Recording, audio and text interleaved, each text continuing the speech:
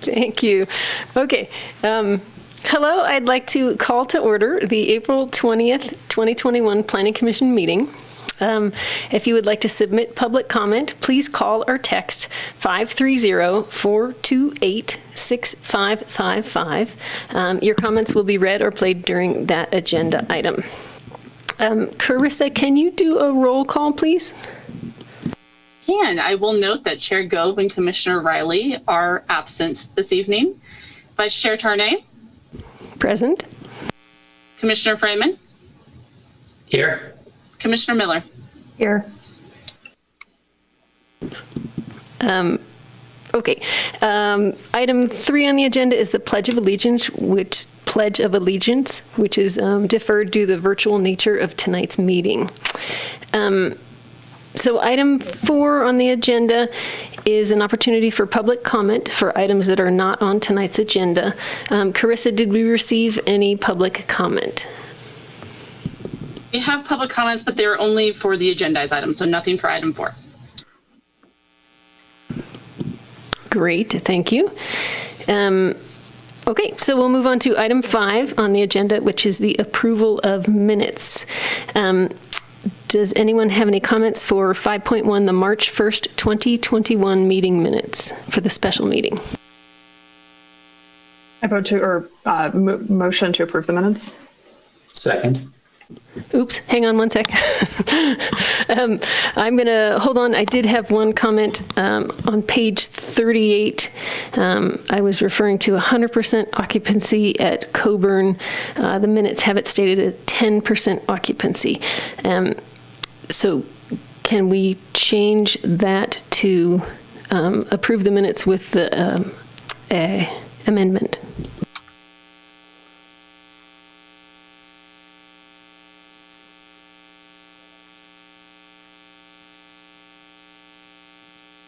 Is that a question for staff or for one of us to support? I think it's for one of you two to support. I motion to adopt the minutes with the amendment proposed by Chair Charnay. I'll second that. Great, thank you. That was a motion by Commissioner Miller and seconded by Commissioner Freeman. All in favor? Aye. Aye. Aye. Okay, so the meeting minutes for March 1st, the special meeting, are approved. Does anyone have any comments for the March 16th meeting minutes, item 5.2? Or a motion to approve? Motion to approve. Seconded. All in favor? Aye. Aye. Daniel, did you aye? Because I've lost you. Aye. My internet connection's playing games. Okay, thank you so much. So that was approved all around as well. So item 6 on the agenda is public hearings, minor reviews, of which there are none. So then we move on to public 7, the major review. Item 7.1 is the Grays Crossing Events Temporary Use Permit. So that's application number 2021-0000027. If you would like to submit public comment on this item, please call or text again at 530-428-6555 now. And are there any commissioner recusals or disclosures? I have been to many music events at Grace Crossing.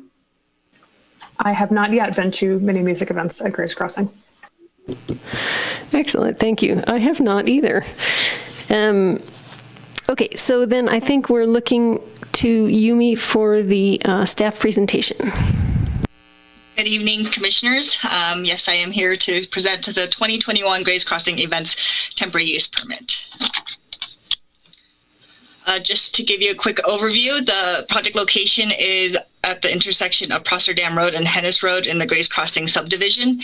It is primarily located in the parking or the area with the PJ's Restaurant, and their golf club. There's also a small lawn area located to the northeast that's also used for this particular project. The project site is designated as Grays Crossing Specific Plan Area in the general plan, and in that specific plan area, it's designated as in the recreation district, and it's zoned recreation. In 2006, this site was approved for an 8,000 square foot locker room and fitness center, including a 6,700 square foot pool area, a 1,200 square foot golf shop, a 3,300 square foot dining building, which is now PJ's Restaurant, and a 6,300 square foot golf and cart storage building as part of the Grays Crossing project. In 2019, the Commission reviewed a two-year temporary use permit in 2019 and 2020 that is very similar to what we're looking at today. It was proposed to be from May to October, and it was reviewed in April with some occupancy restrictions based off of the airport's occupancy requirements. And then it was amended in July when the airport lifted those occupancy requirements through a permit through their commission. 12 concerts were proposed and approved in 2019 for 2019 and 2020, and that was from every Tuesday, from the third Tuesday in June through Labor Day weekend. And the performances for the concerts were from 5:30 p.m. to 8 o'clock p.m. with amplified music ending at 8 p.m. This temporary use permit approval also had 20 events, weddings with amplified music up to 10 p.m. So as I noted, the Planning Commission did approve this 2-year temporary use permit, but the Planning Commission did require that in 2021, if the applicant team wanted to have additional events, that a new temporary use permit would be reviewed by the Planning Commission. There was a 200 guest maximum for weddings, but no maximum for the community concerts. And as part of that temporary use permit approval, there were a number of conditions, including an on-site manager was required to be designated for all events. A complaint log was required to be maintained and ready for submittal at any point. A noise analysis was required for events, both the concerts and the wedding events. And information sheets that identify allowed quantities, locations, and orientation of speakers, maximum volumes, and notices of residential neighbors nearby were required as part of the approval. There was an informal parking area that between the existing parking area, shown here at the right at the third tier, and Prosser Dam Road. That area was required to be improved as part of this temporary use permit. And then parking was allowed to occur on the right-of-way on Prosser Dam Road and Hennis Road, as parking is allowed in the right-of-way during the summer season. But condition was applied that access was required to be maintained, so only one side of the road was allowed to be parked on. The applicant team did address the conditions of approval. They conducted a noise analysis. They hired Ballard Acoustical Consultants, a local noise consultant that has done many studies in the town.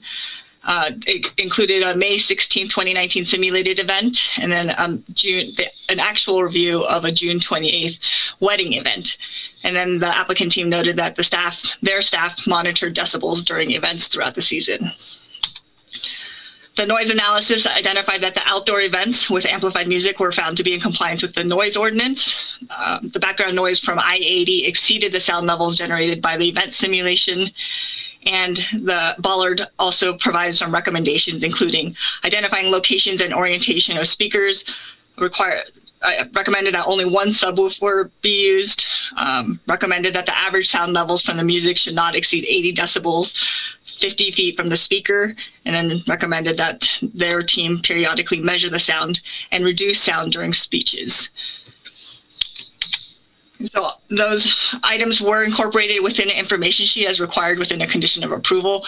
The applicant team drafted these two information sheets that they have stated that they have provided to wedding parties and event planners, which identify the recommendations that were within the Ballard Acoustical Consultants study. Additionally, they've maintained a complaint log and submitted that for review. They've identified all of their events, primarily their wedding events, and then they've also identified that 2 complaints have been received. And here is the staff noise measurements that were done at 3 wedding events and 1 concert event. Today, the applicants are requesting to renew the temporary use permit. They are requesting a 2-year temporary use permit from June to October. They're proposing 13 Tuesday concerts from June to September, and the performance are proposed from 5 o'clock to 8 o'clock with amplified music ending at 8 p.m. And then they're proposing 19, they were proposing 20 events or weddings with amplified music up to 10 p.m. The applicants have stated that COVID-19 required cancellation of all 2020 events and delayed the processing for obtaining approvals for a different venue for weddings. The applicants believe that this request is allowing them to fulfill the 2019 approval, which approved the 2020 temporary use permit. And the applicants have started the process of for land use entitlements for a new venue. So tonight, the Planning Commission's role is to review the temporary use permit. Generally, the Community Development Director is the review authority for temporary use permits, but in 2019, it was identified that this was of community interest and should be heard in front of the Planning Commission, and the Community Development Director elevated the temporary use permit to the Planning Commission's review. And then in the 2019 review, the Planning Commission required that any new temporary use permit in 2021 be reviewed by the Planning Commission, which is why we're here today. So staff has identified 3 topics to consider, which are the same, basically the same items that were discussed in 2019: time limits, noise, and parking related to the temporary use. As noted, the applicants are requesting a 2-year temporary use permit from June to October. Staff has received a number of public comment, which will be discussed further in the presentation, but based off of public comment and then the potential of conflicts with traffic and noise in the neighborhood, which will be discussed in the next slide, staff is recommending that only a 1-year temporary use permit be approved today, and that's in condition number 1. That is a deviation from what they are requesting for a 2-year temporary use permit. And this is just to ensure that all of the conditions are being met and that future review by the Planning Commission would ensure that in the future. Additionally, staff is recommending that only 32 events be approved rather than the 13 concerts and 20 weddings. Since they've only identified that they booked 19 weddings, staff is proposing to just reduce that to what is necessary based off of what they've submitted. And then staff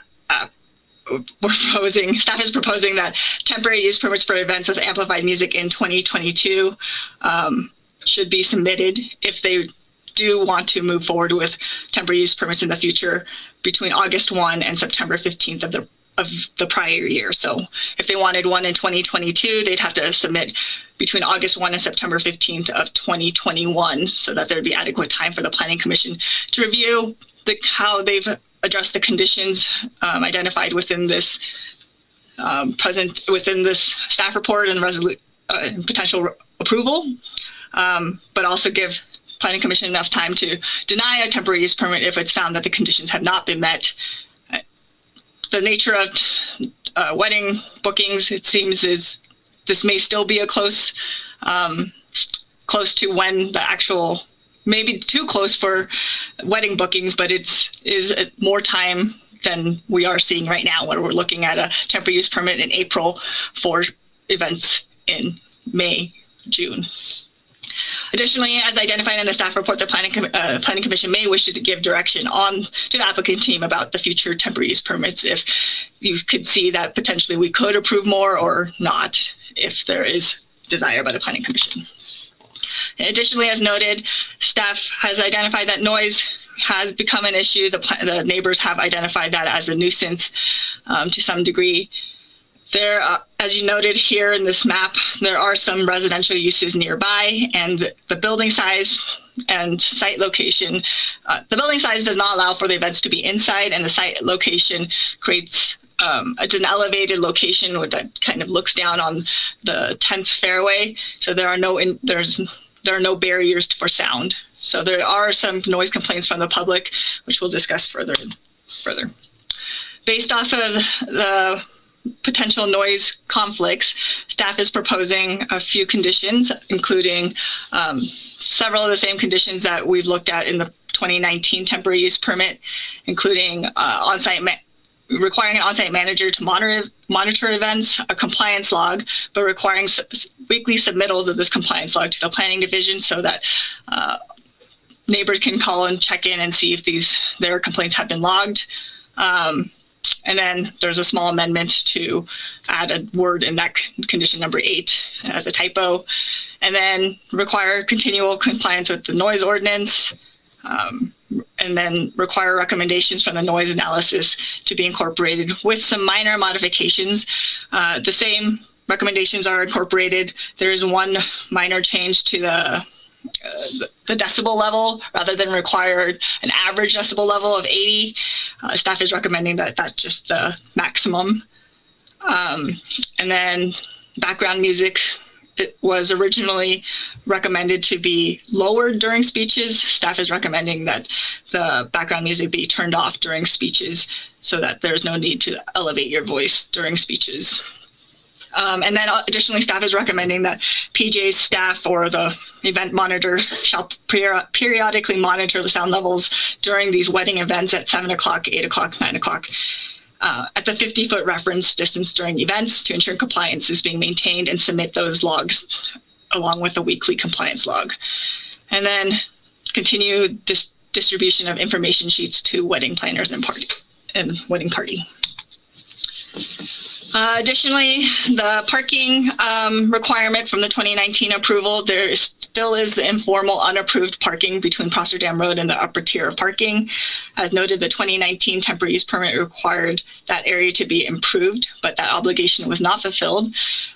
In May of 2020, the applicant team reached out to staff to come up with a new plan. And due to the situation with the COVID-19 pandemic and the uncertainty, staff agreed to allow that to be deferred slightly until we can get in front of the Planning Commission for additional review. However, as noted, the applicant team is working on finding a different venue for their wedding events, which will be outside of the Grays Crossing neighborhood. And given that potential of a new venue, they are still going through land use entitlements, and there's no guarantee that they will get approved. But given the potential of a new venue, staff is proposing that this area continue to be unimproved, require that BMPs, as approved by the town engineer, be installed for the 2021 season, which would essentially be gravel at all surfaces for the vehicle, where vehicles circulate and park, or at the applicant's discretion, they may revegetate and install rock barriers to prohibit access to that upper tier. And then any future temporary use permits with 200 plus guests would be required to have it installed prior to any event. So that's giving adequate notice to the applicant team that they would need to get this improved as soon as before any temporary use permit is, any temporary use is in operation after 2021.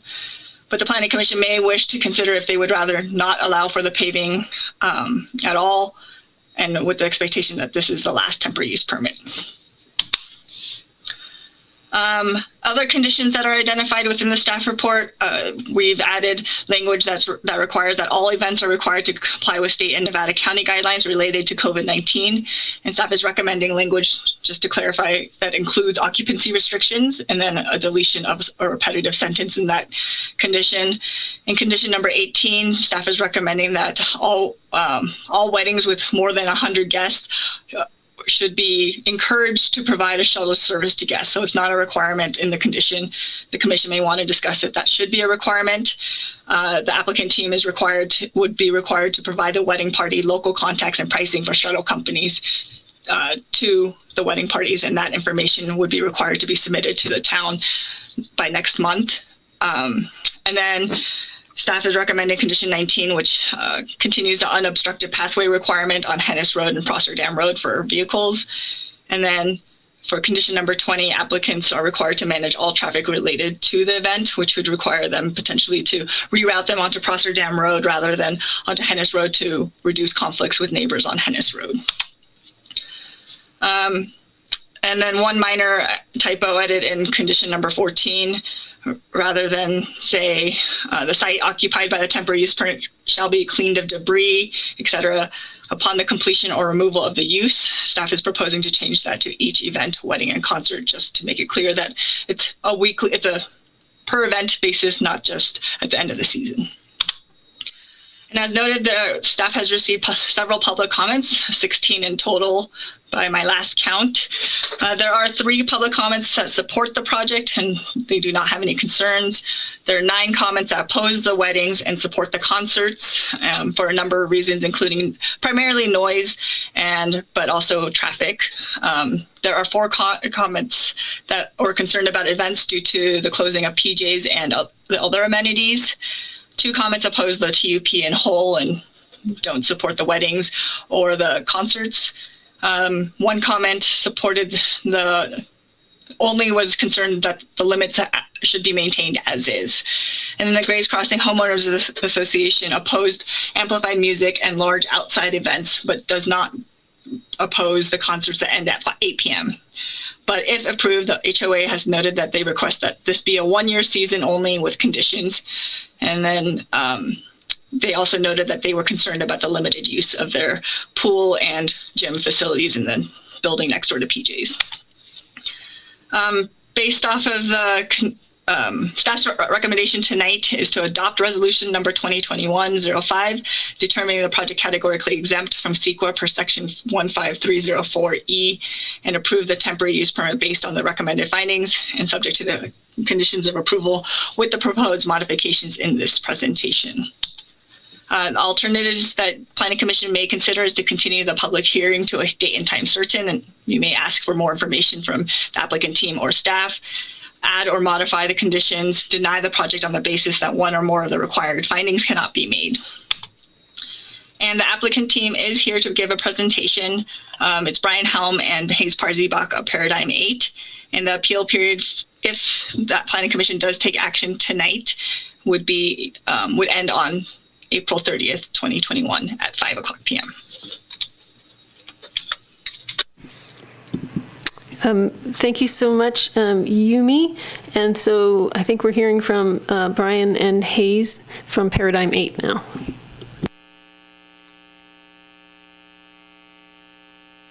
Great. Thank you very much. I'm Brian Helm, and I haven't done a Zoom presentation to Planning Commission, so bear with me. Susie, you're doing a great job officiating. Hopefully I can do an okay job presenting in this new format, but appreciate your time. I appreciate staff's hard work on this.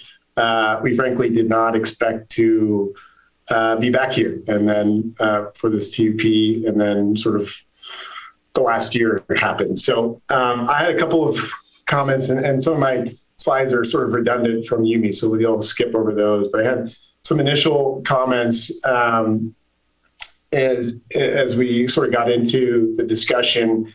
And first, it's that, Tahoe Mountain Club, which is the owner of PJ's and the Grays Crossing community, is a company comprised of 225 individuals in the Truckee and Greater Lake Tahoe region.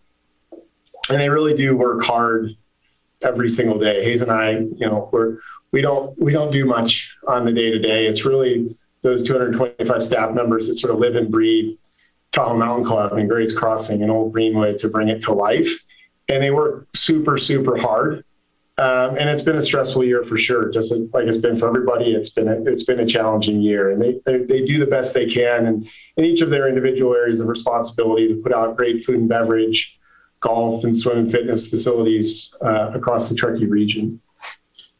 And I can promise you that, both Hayes and I, as well as every single person on our events team, really understands the importance of meeting the obligations of the conditions of approval. We take those very seriously. In addition to being operators of the club, we're also owners of a development company here in Truckee. And we make our living based on our ability to live up to the obligations that are set aside by us in our permits as given or dictated by staff, as well as Planning Commission. And we take those things really, really seriously. And the team put in place a plan to achieve those conditions of approval and work very, very hard to do. That's not to say we're always perfect, but gosh, we have a great team, and they do a really great job and work very hard to do so. And to that matter, I was frankly a little disappointed in the letter from the HOA, not because I don't think that they should be advocating for the position of the homeowners, but I thought that a number of the statements with regards to us living up to the obligations of the conditional use permit were inaccurate and somewhat misleading and based on opinions and not really the facts on the grounds. And that was the reason we provided some additional responses to the Planning Commission. Hopefully you had the opportunity to look at those. And obviously town staff has verified that we met all of those. So I just wanted to make sure, because I take it very, very seriously, those conditions and meeting those obligations. And it sort of frustrates me when it's represented differently. So I'll leave that where it lay, but I just thought it was important to address that. A second important aspect of Tahoe Mountain Club and Grace Crossing and PJ's is that really all of the amenities are interrelated. You can see that the things that we operate there, they're all interrelated. They rely, some years we have good years in golf, some years we have good years in food and beverage, but they're all interrelated.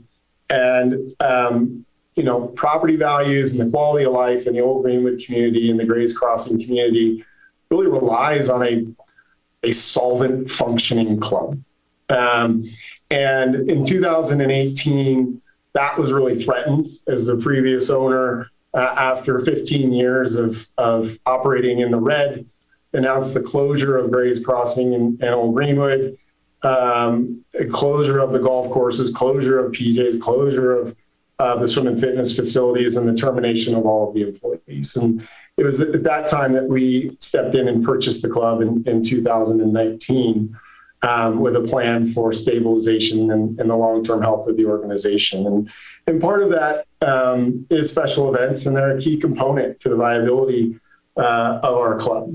And so after about a year of hard work by the team on a turnaround, after 15 years of multi-million-dollar losses, we sort of got to a break-even or a little bit better than break-even spot, and felt really good about their efforts. And then COVID-19 sort of happened and sort of put us back on our heels again. And that's why I said I didn't really expect to be here again asking to continue our temporary use permit at Gray's, but life has sort of intervened in the meantime.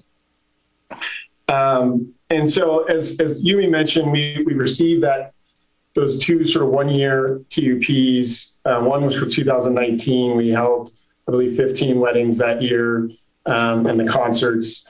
We pulled the permit for 2020. All of those events were canceled or rescheduled to the 2021 year. And so we really never got the opportunity to do that. And the reason that's also important is people said, well, why didn't you just do all the Old Greenwood work, while you had this down year? You didn't have anything else to do. And quite honestly, the unprecedented uncertainty of COVID-19, caused TMC to take a very, very conservative approach. I mean, it was 15 years of multi-million-dollar losses, a potential bankruptcy.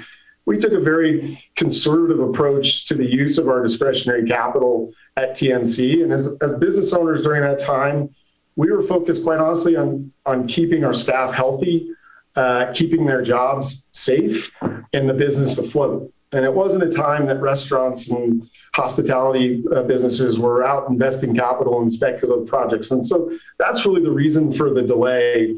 We were preserving cash so as to survive the nearly daily challenges that were being brought. And we're not asking for sympathy on that. We're just saying that's why, we're a year behind in our planning efforts for that, because we didn't feel comfortable making those investments. But now that the future's feeling a little bit brighter, we have got those applications into the town. Yumi draw the short straw and was assigned to review of that project.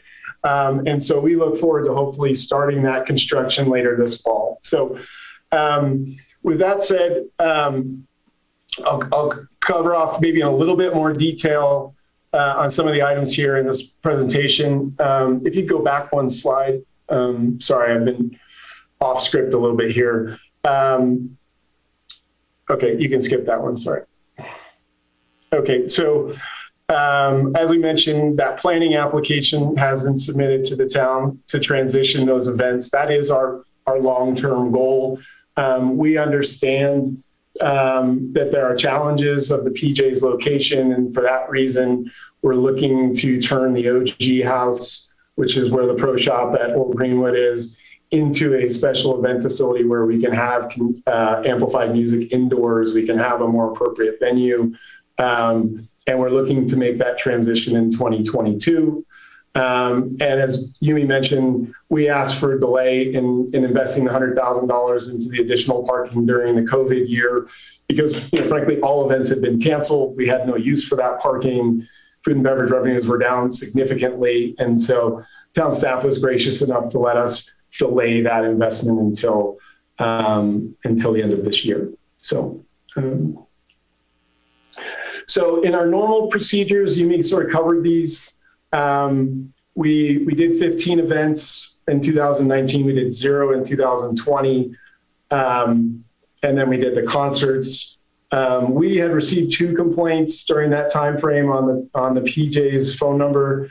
I know there were some comments about people had tried to make complaints and said that they weren't able to get through. We're not trying to underreport complaints. Quite frankly, those complaints are important for us. We, as developers, we believe in adaptive management, and that means we need to get the good and the bad comments in. And when we receive those comments, it gives us the opportunity to check decibel levels to make sure that setup is correct, and if it's not, to adjust and make that. And so we're not trying to sugarcoat the complaints. You'll see I've got some changes to what I would do with the complaint line for the next time to try and address that. But again, we were responding to the complaints as we received them. And quite frankly, this is the first we've heard that people had challenges getting through to us. We've sort of had 2 years to hear that comment, and this is the first we've heard it. And so we look forward to sort of augmenting that procedure going forward. So if you want to, Yumi already sort of talked about the 2 noise studies and the prescriptive amplified music setup. So I don't need to go into detail on those, as well as the parking plan. But I will talk, if you want to go to the next slide, go to the next slide after that. This was the slide that Yumi showed that shows the 13 locations where we did sound studies. And the sound study is just what you'd expect. We set up an actual DJ live music sort of setup with amplified music and subwoofer according to the specified plan at PJ's, just like it was a real event.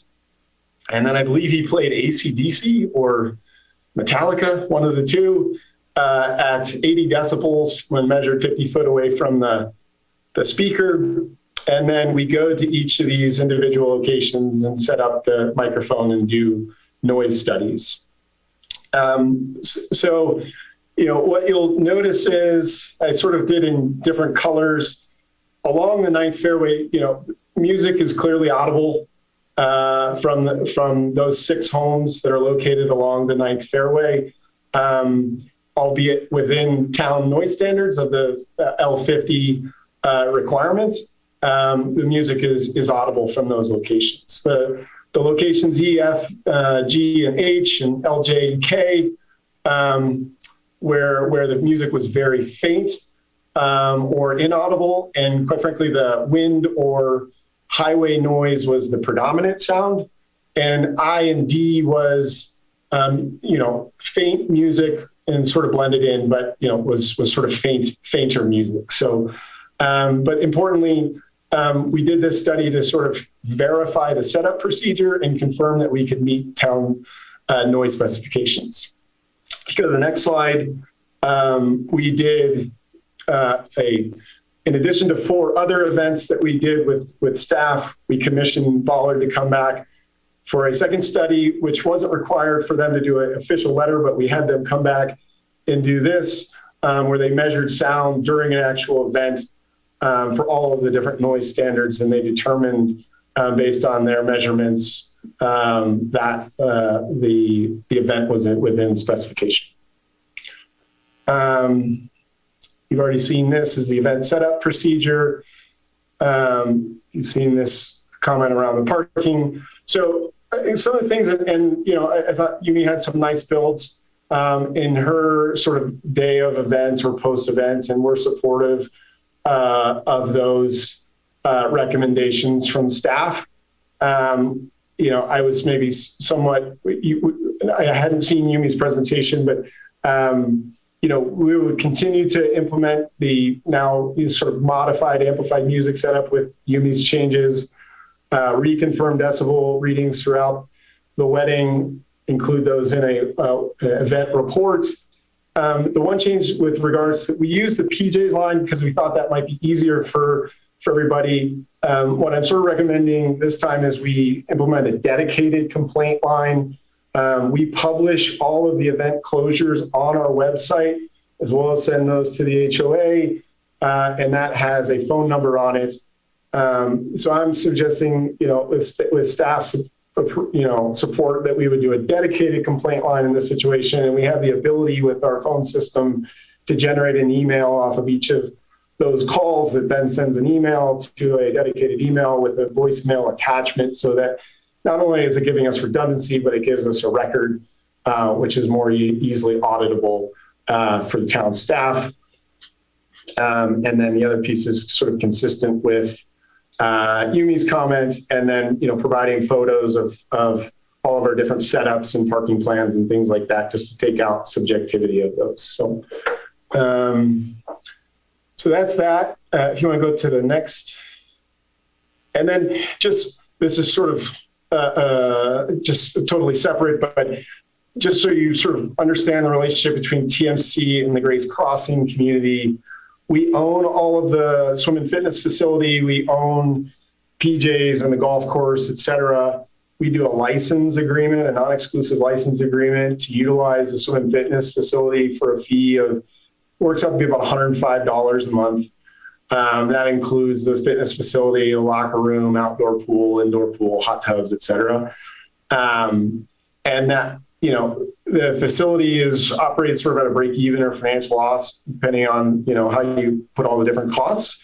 And I think it's important that all of those amenities remain open.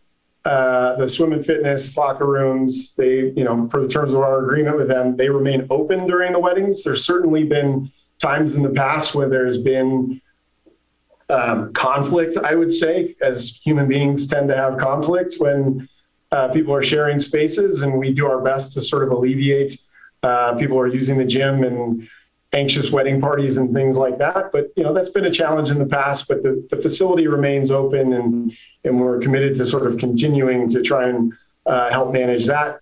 And that license agreement runs sort of through December of 22. So I'll leave it there. I'm happy to answer any questions you've got. Like I said, we really appreciate you sort of hearing us on this and understanding all of the different challenges. We hate to sound like the company who cried wolf and saying, no, we promise it'll be next year for the OG, but this last year was really a challenging year for us to make those investments. And so this is, we understand this is something that's not supported by all the homeowners, but it's something we're asking for another year to bridge that gap, to preserve this and sort of dig ourselves out of this past year and make that investment at OG. And so, we're supportive of the staff recommendations and the adaptive sort of management that they've proposed. And we look forward to working with staff and the Planning Commission and the homeowners to make it a successful year. So we appreciate your time. Yeah, and Brian, if you can let me jump in on that as well. I think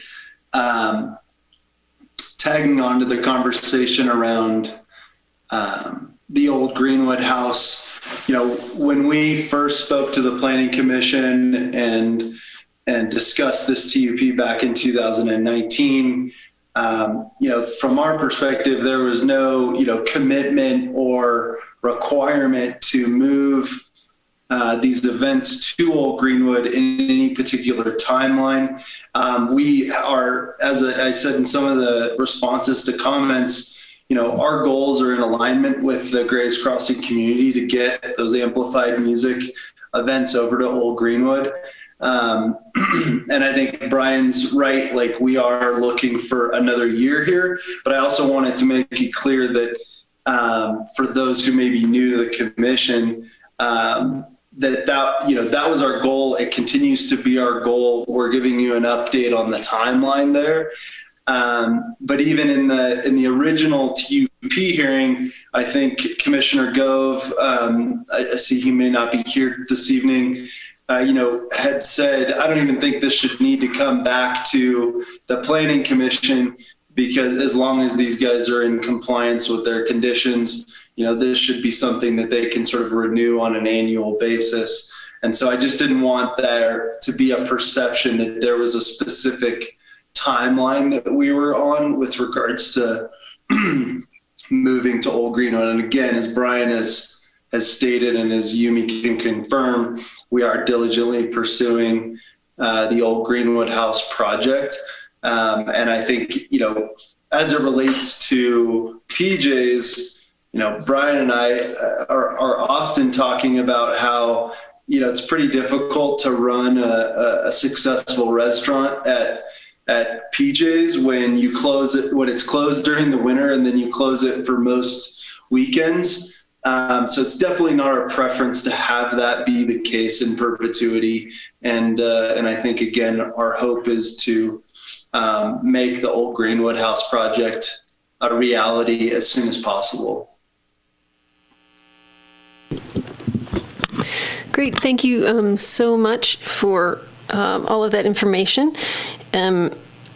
So then we are going to move to commission clarifying questions for staff. Ruth, you're sort of up first on here. Would you like to start? Sure. Thank you, Acting Chair. How much parking is how many cars could fit on the site without the unimproved space currently? It's an 87 space parking lot. Got it. And you've seen many more of these projects than I have, Yumi. What's the reasonable, likely earliest date that this other project site could come online? I'm sure Hayes and Brian would also like to know that. They've submitted late March. I think it'll be 3 to 6 months for it to be reviewed.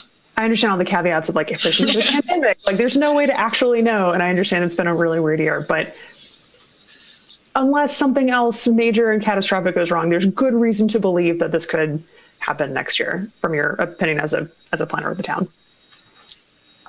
I'd say cautiously, yes. Very safe. Good choice. Was someone else trying to speak there?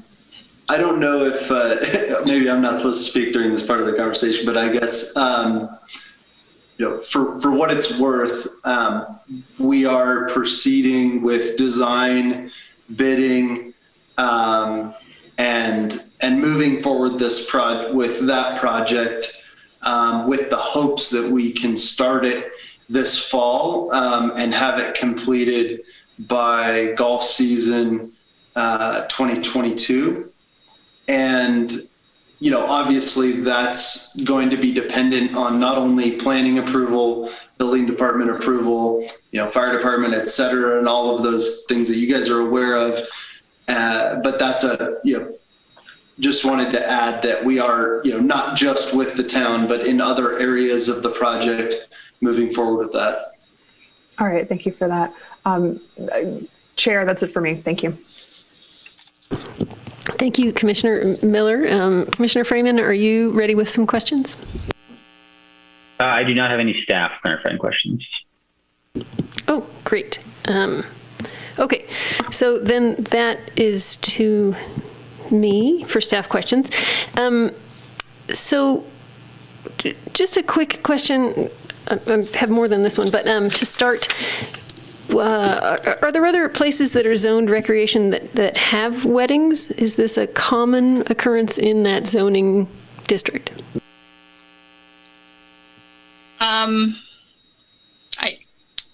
Danielle, it looks like she has a thought.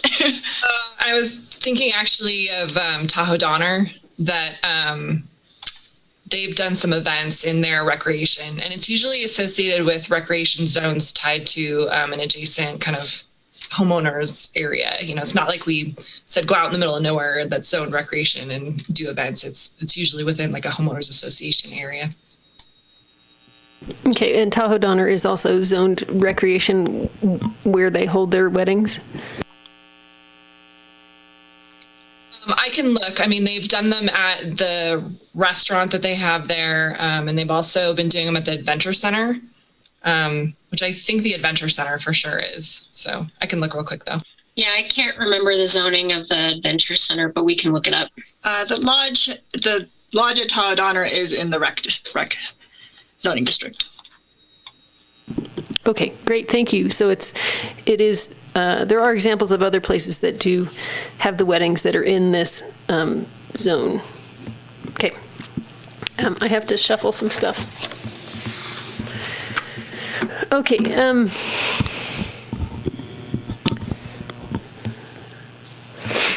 Okay, well, I had a similar question to Commissioner Miller.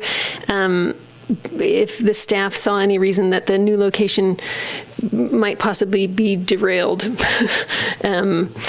So it might be approved within 6 months, but then we still have, is there a lot of building included in this? That building, is that going to be derailed by a large winter? This is just for staff right now, and I will ask you guys, the applicants, in just a minute. Well, I do want to caveat this land use entitlement has not really been processed to any degree. They've just submitted it. So I don't want to go too far down the route of discussing it as an approved project until we've gone through the process of doing public comment and public review of the project. But I think we should defer the discussion about what construction is required for the applicant team. I do know that they are reusing an existing facility, and they're proposing some expansion of the exterior area, and then they're proposing to relocate a portion of a building on a different location in Old Greenwood to serve as the pro shop, which they're displacing with the event facility. But that's so there is some amount of construction that would be required if it got approved. Okay, but it's not the entire building. It is relocating to an existing facility, which is a little bit more encouraging. Okay. Thank you for, staff has already clarified my confusion on the description of the development code for the noise level. Yeah, okay. So I was a little bit confused that we are keeping things to 80 decibels when the chart showed that a noisy restaurant could be 80 decibels already. Is that true? Is it a different type of noise that makes the concern so much more prevalent? I believe 80 decibels is a pretty high level of noise. I think that's comparable to even a club or indoor dance club. I assume with a loud restaurant in an indoor area, that could be comparable. There was a chart on page 13 that states a noisy restaurant is 80 decibels. So I was just taking it from what was in the staff report. But we haven't actually seen if the restaurant itself operating, and is there normally outdoor dining at this? There's outdoor dining normally, correct? Yes, it's primarily, their dining area is primarily outside. They have a few seats indoors. Okay, so we haven't actually seen if that dining produces that 80 decibel level of a noisy restaurant. Is that correct? That's correct. The Ballard acoustical analysis did not look at the standard dining experience. I think it might be impossible right now with COVID restrictions to even test that, but thank you.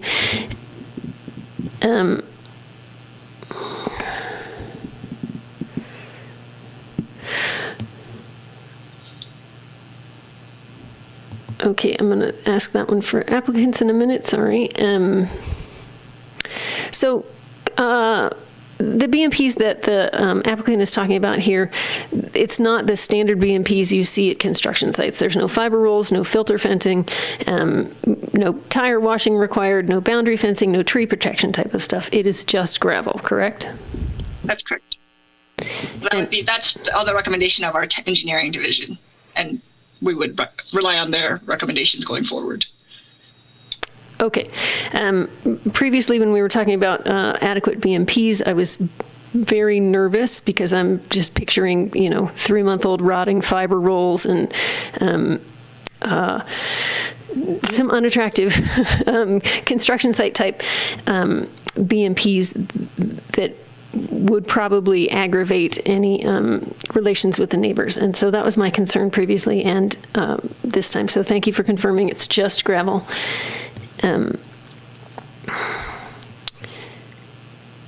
Okay, so I'm a little confused. This is on page 16 of the staff report, but it's also condition of approval number 18. So it says, staff also recommends condition of approval number 18, which requires that all weddings greater than 100 guests shall be encouraged to provide a shuttle service.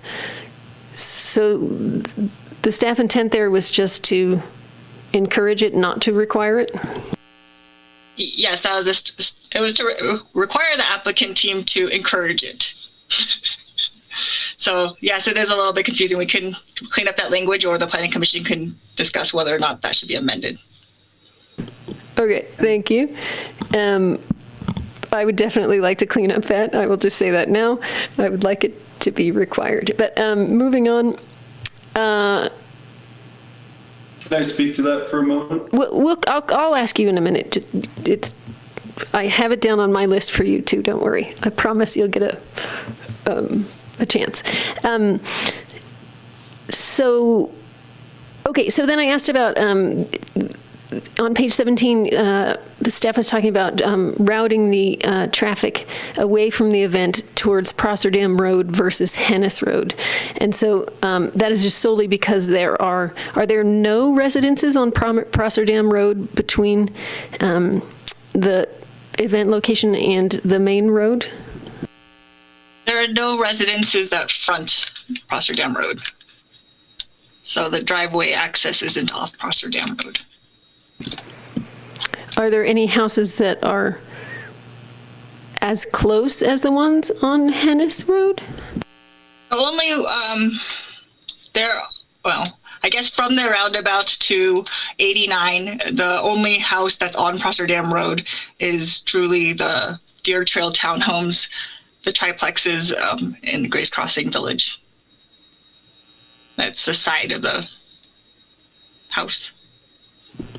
Okay, so it's all right. Okay, so that is the intent, is to reduce impacts on neighbors. There are less neighbors to impact on Prosser Dam Road, correct? Correct.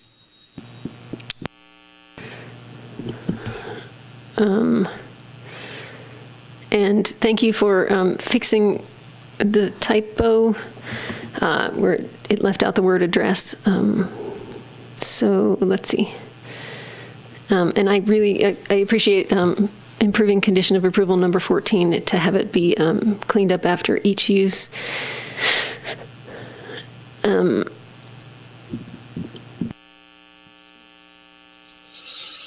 Sorry, I just have a few more. Let me scroll through here. So on condition of approval number 20, it says the applicant shall be required to manage all traffic related to the event. But it doesn't talk about how they're managing that. Is that with signs? Do you have a flagger out there? Somebody in an orange vest? What was the intent there? Truly, the staff's intent was to have them manage it in any way that's successful. They aren't allowed to have signs, temporary signs, aside from the temporary signs that are allowed for that are recommended for the temporary parking.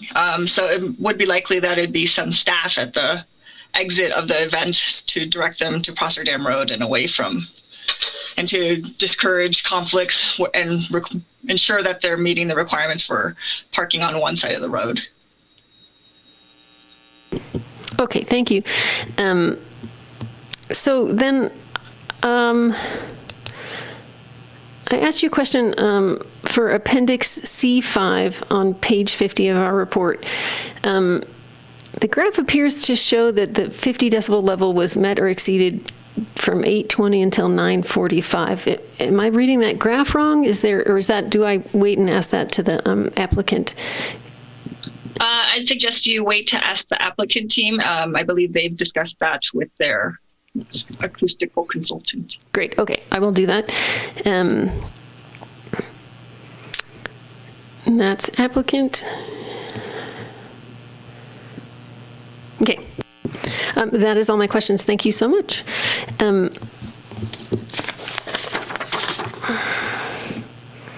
So then we will move to clarifying questions for the applicant. If it's okay, I would like to start with Commissioner Miller again, just to keep it consistent. I would prefer to not follow you, so that sounds great. Thank you. Just to follow up on some of those lines of questioning, applicant, tell us more about how you've managed traffic. To what end? How did you consider that a success? Yeah, I mean, I think the comments that were received in the 2019 hearing specifically related to concerns over late night departures from weddings, going sort of towards 89 through Hennis as opposed to going through Prosser Dam Road. So I think Yumi's comment is correct, in which the directive is to try and move all traffic out of the PJ's parking lot, turn right, and to get to Prosser Dam Road, turn left, and then get to 89, so they're not going through the residential areas on their egress. And you're not allowed to post signs, so the only way to give that information to drivers is to have a person physically stand there. Yeah, I think people coming out of a restaurant will look at a sign like that and sort of drive right by it. And I think the only way to be really effective with it is with a person. Fair enough. Can you say more about how I see the wording about a 10 p.m. noise curfew, but when do people typically leave? When is the site usually cleared? How does the rest of the evening usually go?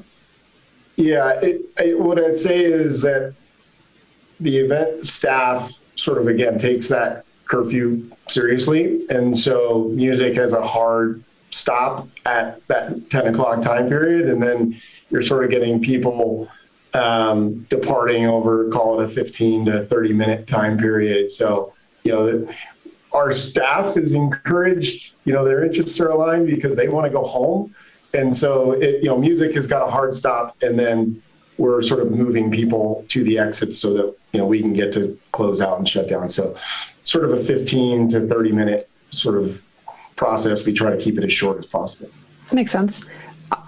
So I'm flashing back a little bit to my one college theater production I was involved in, where I learned that to make something look dark needs a lot of lights. And I'm curious if there's an analog there for sound. I see the requirement for 1 or 2 speaker subwoofers.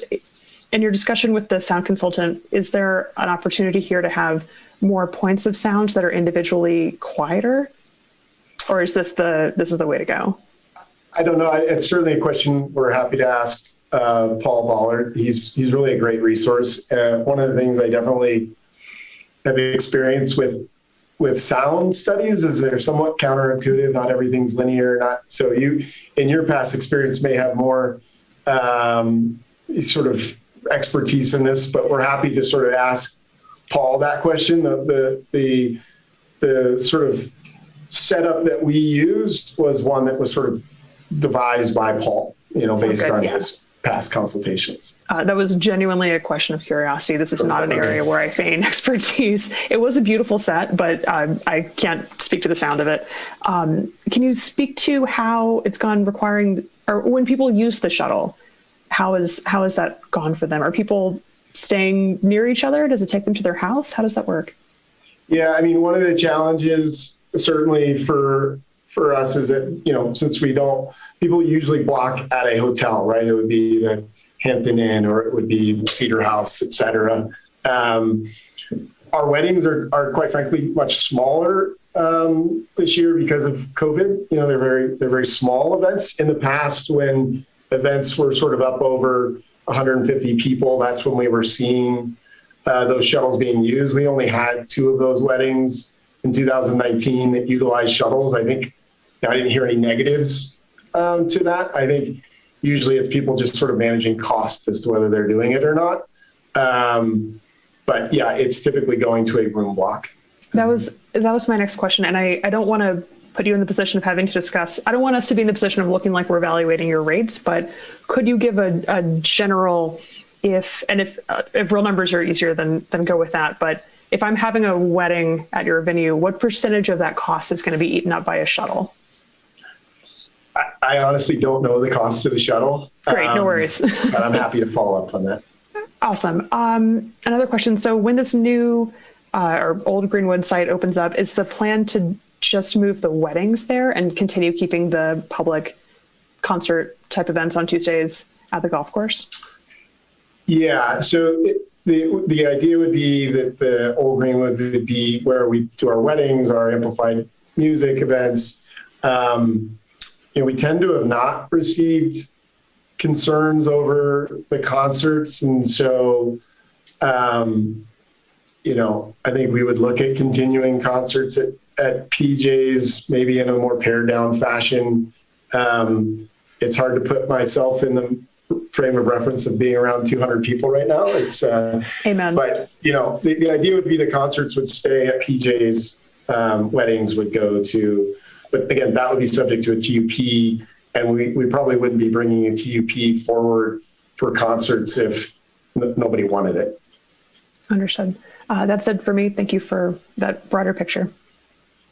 I think too, relative to your parking question and traffic a little bit, Brian sort of touched on the traffic as it relates to weddings. Similarly for concerts, sort of people disperse, and we obviously, based on the presentation that Yumi gave, spent a lot of time and effort trying to make sure that the fire egress and ingress through Prosser Dam Road, and more particularly Hennis Flat Road, or Hennis Road, I think it is, was maintained, so that we really worked to keep parking on one side. But the parking and the traffic, I would say from my experience is much more attributable to the concerts than the weddings. There are, of course, the weddings where folks are leaving and making, a little bit of noise and whatnot. And so we've sort of spoken to that, but I think it's important to keep in mind that the concerts are really the main driver as it relates to parking on Hennis Road. Thank you. Okay, so Daniel, would you like to ask any questions of the applicant, Mr. Freeman? Yes, I do have a few questions. Let's see. First question, is there any amplified music on a regular dinner night or on the weekends when there's not a special event? We'll occasionally have music, but it wouldn't. I think the thing that is unique about weddings and why it is a TUP is that weddings typically go till 10 o'clock. And when we do sometimes we'll do a Tall Mountain Club member event dinner, and those will be typically over by 8 o'clock, 9 o'clock, and we're not. So it's not a regular occurrence. It's not like every Tuesdays we have music. It's much more sporadic than that. Got it. And on that note, you kind of already answered this, but just to confirm, when events end at 10 p.m., are people allowed to go inside, or is it over? It's over. Yeah. Okay. Are you planning? I saw you did submit an application to pave that upper parking area. Is that still the plan? That's still the plan. I mean, I think if we continue to do concerts at PJ's, if that's something that homeowners want and it's something that we're able to financially support, we're going to need that, because like he said, parking is really strained during concerts more than it is weddings. And so we would proceed with the paving of that parking lot should we proceed with special events of that type at PJ's. Is that planned for this summer, or is that just kind of on hold for now, you think? we're sort of in permitting right now. And so we don't have it on a schedule with like Advanced or somebody like that yet. Got it. Have you ever gotten complaints on a regular business night for parking, traffic, noise? Not that have risen to Hayes or I don't know if Hayes has. I mean, I'm sure that our managers may have, but I don't have knowledge of those. So I can't say no, but I'm not aware of any, I guess is all I can say. Got it. Okay. Are there parking or traffic issues during regular kind of dinner hours? We get them more when we have group golf events than sort of dinner hours. Like we host as you're probably aware, the CAT tournament at Gray's. It's events like that sort of drive, again, that stress on parking. In a typical night, we have about 90 tables. We do about 2 turns. And so we're doing about 180 covers, 160 to 180 covers on a busy Saturday night. So it's sort of similar to a very large wedding from that regard. And so the parking dynamics for sort of a medium-sized wedding are similar to what we'd see on a Saturday, where the end of golf overlaps with the first dinner turn, and the first dinner turn overlaps with the second dinner turn. We sort of have similar parking challenges, but it doesn't typically overflow significantly on either events. Got it. Are group golf events part of this TUP? Do you guys need a use permit to have a big golf event there? I believe that we've talked to staff in the past, and that golf is sort of part of our approved use. So it's not. I mean, it is a golf course. Yeah. I would even be as bold to say that weddings and special events are an ancillary use to a golf course and a clubhouse. And you saw some of the disclosure language that the original developer provided to all purchasers and is in the CC&Rs for Grace Crossing. But per staff's request, the club had operated these types of events in the past, under the guise of it being an ancillary use to this type of primary use. But per staff's request, we cooperated with the request to submit the TUP. Got it. That's all I had. Thanks for clarifying. Thank you. Thank you, Commissioner Freeman. Okay, so I'll try and finish up here. How do you guys, the applicants, feel about a shuttle requirement on a wedding that is more than, I think the condition of approval was more than 100. Is that what it was, Yumi? Yeah. I think that it's, we really don't have any problems parking a 100-person wedding. We don't really have any problems parking, any of the weddings that we have scheduled for a COVID year. So to some degree, I wouldn't be that excited about shifting that cost on a problem that's no more different than a typical busy Saturday night. So I would prefer not to have that condition, just because it's sort of, we've got these agreements with these guests, and then I'm going to have my staff go back and say, hey, your wedding needs the cost. And I honestly don't know. I apologize for not having this number, but you need to spend another $5,000 on shuttles. So I'd prefer not to, but I'd also say it's a little, again, the key driver from a parking standpoint is the concert. So it's a little awkward to me and somewhat arbitrary in my mind to require that of a wedding that really hasn't proved to be a problem. but to sort of set aside the concerts. I do think the problem with weddings, though, to your question, is really the egress through Hennis. I think we acknowledge that is a less than desirable outcome, and I'd be certainly very supportive of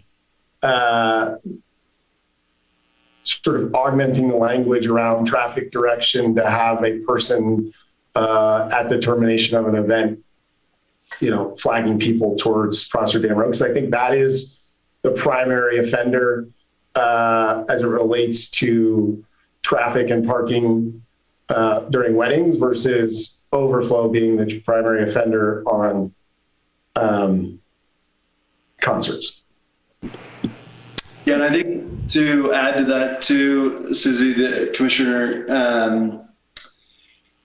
I don't know that this happened at all events, but I know that our staff was, under their own volition, going out and managing traffic flow at the exit of events already. And so to Brian's point, I think that's something that would be a relatively easy, adaptation for us to sort of help make sure that that's occurring at all of the larger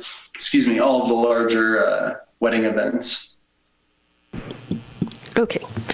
That's great. The next little bubble here was traffic staff. And so it doesn't sound like you were requiring a member of your staff to be out there to direct traffic, but you would be willing to do so in the future. Is that correct? Yes. Just as far as safety of the staff, can we get them reflective vests and little glowing things to wave around? I don't want anybody to get run over. Nor do we. Yes. Perfect. Great. So coming down to a really basic question, it looks like in the staff report that you're asking for 2 years, but from what I'm hearing from you now, you are asking for 1 year. Is that correct? I think when we submitted this, we were requesting 2 years, primarily because as you guys can appreciate, when you're booking these events, you're usually booking, a year or more out. Was hoping to get a little bit visibility, but obviously not pulling off the gas pedal as it relates to moving the old Greenwood house forward. And so to a certain degree, I guess, one concept would be allow for the single year, but, we could sort of get a quote unquote auto renewal, assuming we're meeting the conditions of approval that could be blessed at the staff level, as was sort of originally contemplated in the first TUP hearing in 2019. Okay, I will put that down for discussion then. So you are kind of, would like to, but are willing to do one for now. So can you tell me the difference between a wedding that ends at 9 p.m. and one that ends at 10 p.m.? Is that a make or break? It's already a challenge. Per our events and catering staff to retain that business while ending at 10 o'clock. Most of them want to go later than that. And we have lost, a number of events by having just it at 10 o'clock. And so ending it earlier would definitely, become very, say even more onerous than it already is. Okay, thank you. Which does lead me to my next question. The last time you were in front of us, you were definitely talking about the dire financial conditions of the amenities. So you talked about the 225 employees. Did you have to lay off a bunch of those, or were they able to stay on the whole time? We returned to full employment by end of April of last year. So we did between the end of the winter season and the start of the summer season, we got pretty small in our normal sort of seasonal separations where people primarily work on winter events. So we got pretty small during that time period. And then by the time the summer came around with support of PPP and sort of the reopening of the economy, we were able to get back to our 2019 staff level. Great, thank you. So, and you were able to make use of PPP support to stay afloat. Otherwise, it sounds like it would have not worked. So did you have somebody that could talk about your sound study with you now on the line? Yeah, I tried to get Paul on the line. He unfortunately had a prior commitment. He's doing some field studies now. I did pose his question or your question to him as it related to the L50 graph for the June 28th study. And his comment to me was the sort of the ambient, when they do the ambient measurement, so without sound, we sort of bounce around between, high 40s and low 50s. So the ambient actually sits at or above Truckee noise, town noise standards. And so in code, the way, the sound engineer looks at that, in code, there's a section 18.44.040B that basically says if the ambient is at or above, then you can adjust when you're doing the study. You don't really know if what's triggering it is ambient or otherwise. And so you have this sort of ambient plus 3 decibels that then, he sort of said he says it's very close to standard, but with that sort of view of code, that was why he said that, he felt that it's within standard for the L50. Everything else was fine. L50 was very close, but because of the ambient, that was sort of his professional opinion that he gave in that discussion. Okay, and that was part of my earlier questions about if anybody had measured that ambient noise without the amplified music, but it sounds like he did do that. Yeah, that's not with like a restaurant operating or anything like that. That is just highway noise. And I'll be honest, that's one of those things that's sort of confusing about the study of sound and decibel readings and things like that is highway noise, wind, things like that, isn't quite as prevalent in the human brain, can hit 50, 60 decibels and be quite loud and be above standard. And then you hear music that sounds quite loud, and that's also at 50 decibels. And so spoken word music, it's definitely more, front of conscious for the listener than that. But the microphone doesn't distinguish between those two. It just hears 50 decibels, 55 decibels. A truck goes by with its air brakes on, and you get that sort of spike. And so I think that is one of those hard parts about sound studies for sometimes people to grasp. It says, well, I can hear that music and that's super loud and I can't hear it when it's off. 50 decibels sort of shows up in different ways. So I apologize. I'm sort of slaughtering the study of noise as I'm trying to explain this, but I'm doing my best from what Paul has sort of taught me along the way. I'm following along. I'm totally there with you. I got it. I did read that part about the ambient noise, but I didn't understand that that's where that was coming from, or that's what the chart was using. So then I'm going to step onto a couple other things. So the new wedding venue is at Old Greenwood. Am I crazy, or did you originally talk about doing it at the golf cart barn there at Gray's Crossing? We sort of bantered around about that concept. It never really got beyond ideation stage. The idea that and the application that we've submitted is sort of one that we've presented to the Old Greenwood Homeowners Association, and they've said they were supportive of that and willing to include a letter of support for staff. And it would be the original Old Greenwood house, as it's called, which houses the pro shop at Old Greenwood, was originally designed to have a 100+ seat restaurant in it.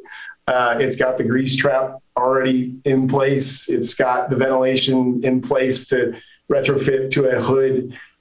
So we're really talking about a TI to the interior spaces. We're changing some windows out to doors, but we're really sort of doing, installing a kitchen, doing cosmetic work to the interior, and doing some exterior landscape work. And so that's why we feel, I got to be careful because Commissioner Freeman is obviously very versed in construction schedules as well, but that's why we feel comfortable that, because it's a TI utilizing the existing building, that we have a very good chance of starting at the end of the golf season and opening up, in the June, sort of giving ourselves 6 to 7 months to get through a cosmetic TI. We're not building anything from the ground up.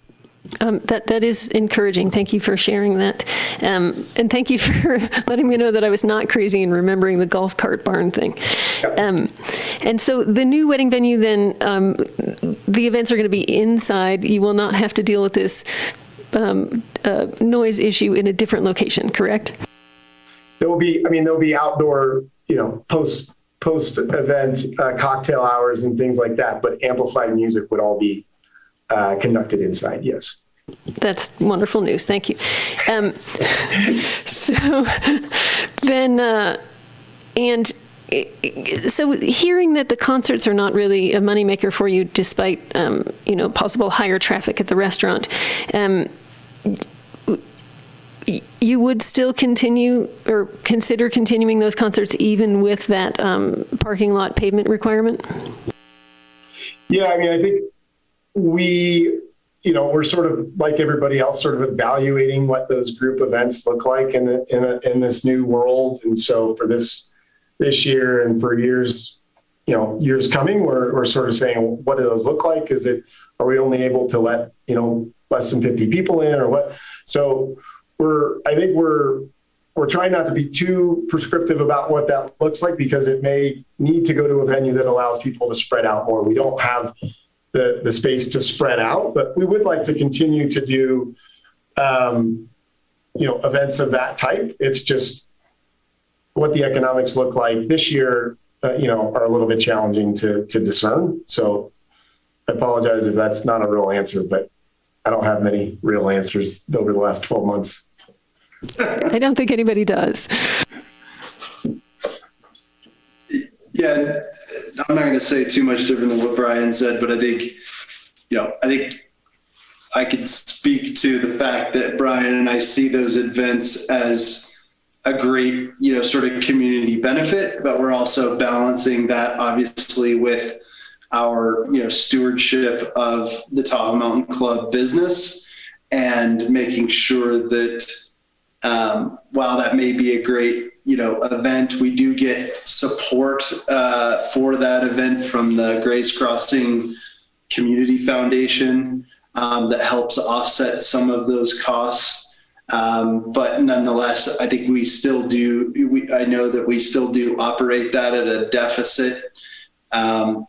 We, don't want to get too granular on you right now, but I think we're looking to give a little sort of window into what we've been working on. We're implementing new point of service software right now that would hopefully allow us to, what's that? Too granular. Say that again, Brian? No. They were implementing new software to have better analytics on our operations, including food and beverage, which will allow us to, greater analyze, the costs and the revenue associated with things like those concerts, to be able to evaluate the true revenue and expenses, to be able to evaluate the financial viability of that and the payback period of, the parking lot, for example, if we can get it to a place where those events are in the black. Okay, so that sort of remains to be seen and assessed. So you were saying that you have smaller numbers for the weddings this year. Is that correct? Yes. So you're up to 150 people, or do we have any over that 150 person threshold at this point? Any weddings scheduled? I know I have it somewhere. I don't have it at my fingertips at the moment.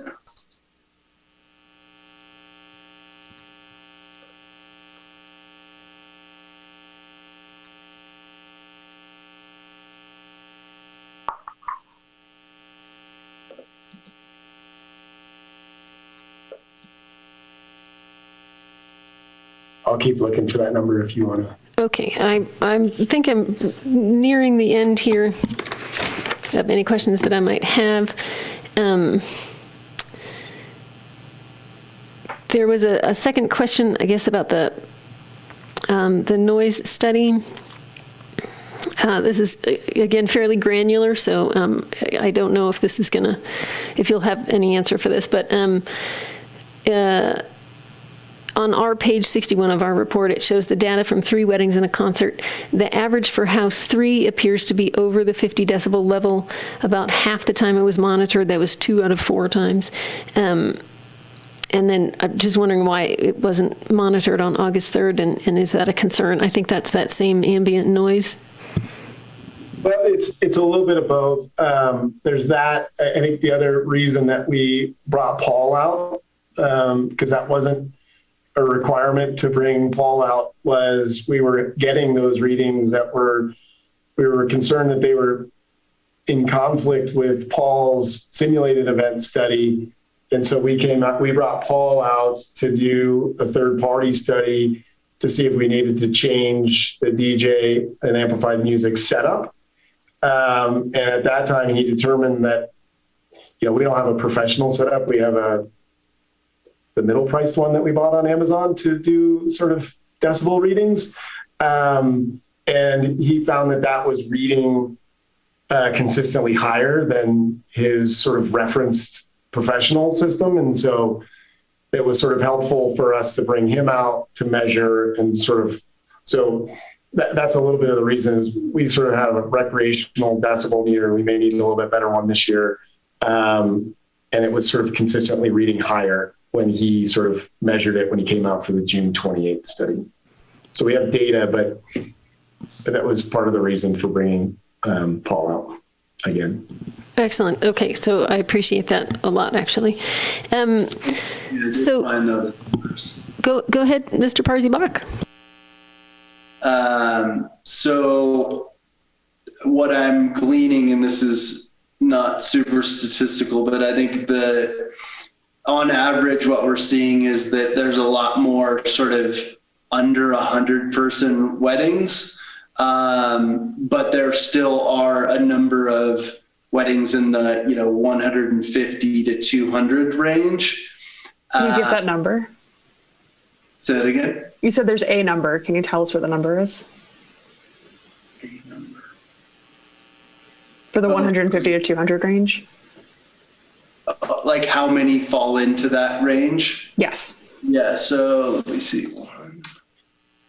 And what he's counting that, what I would say is what we're finding on the event planning side of things is people are giving us sort of speculative reservations and then they're adjusting based on what the COVID requirements are. So we won't be able to host an event, even if they've said we're going to have 150 people.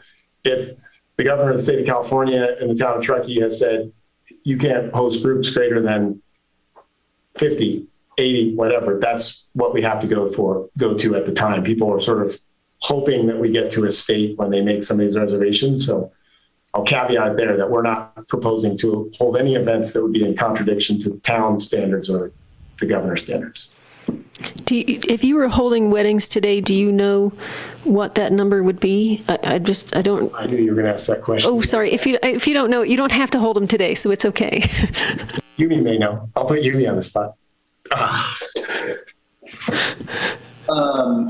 it looks like we've got 9 in that range from 150 to 200. There's, looks like 2 that are below 100, and then the rest between 100 and 150. Okay, thank you so much for digging that up for us. So the pool and the gym are not closed during wedding events, correct? Nope. Just the restaurant? We do utilize the locker rooms, and I think that's what a lot of the comments were referenced to, is that sometimes that can, you've got 2 users in that space that we sort of manage, but we do not close those events, those venues. Is there any way we can sort of discourage or regulate the opposite genders in the locker rooms that's making the homeowners uncomfortable? Yes. We can include that in our wedding planner stuff, and then have our event staff monitor that. Oh, super. Thanks. That was easy.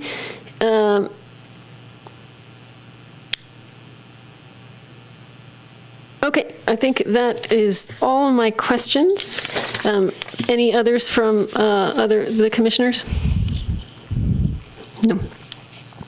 Okay, so then we are required to open public comment now. So if you would like to submit a public comment, please call or text 530-428-6555. If you leave a voicemail, they will be read or played during this agenda item. So I have to say, as a member of the public that sometimes watches town council meetings, there's a bit of a delay, and you're madly typing in, and they're closing it as you're typing. So I'm trying to waste a minute or 2 here of just letting people comment if they would like to. Chair Tornay, if I may give you I did a quick look into our COVID-19 requirements for Nevada County for gatherings. They are allowed with modifications outdoors, a max capacity of 25 people. Oof. Okay, thank you so much, Yumi. That is significantly lower than the wedding hopeful range. Thank you, though.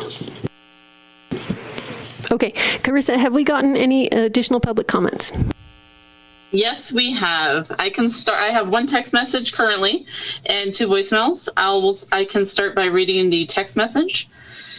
It says, the residents of Gray's Crossing pay P8 for the use of the pool and gym area. When these spaces are filled with wedding guests, use of them feels intrusive and unreasonable.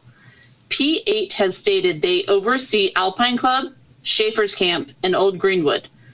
Why not use these spaces and reduce on the impact on Gray's residents? A wedding every other weekend would seem a reasonable compromise, allowing P8 to produce income and give the residents weekends where the gym and pool area was available.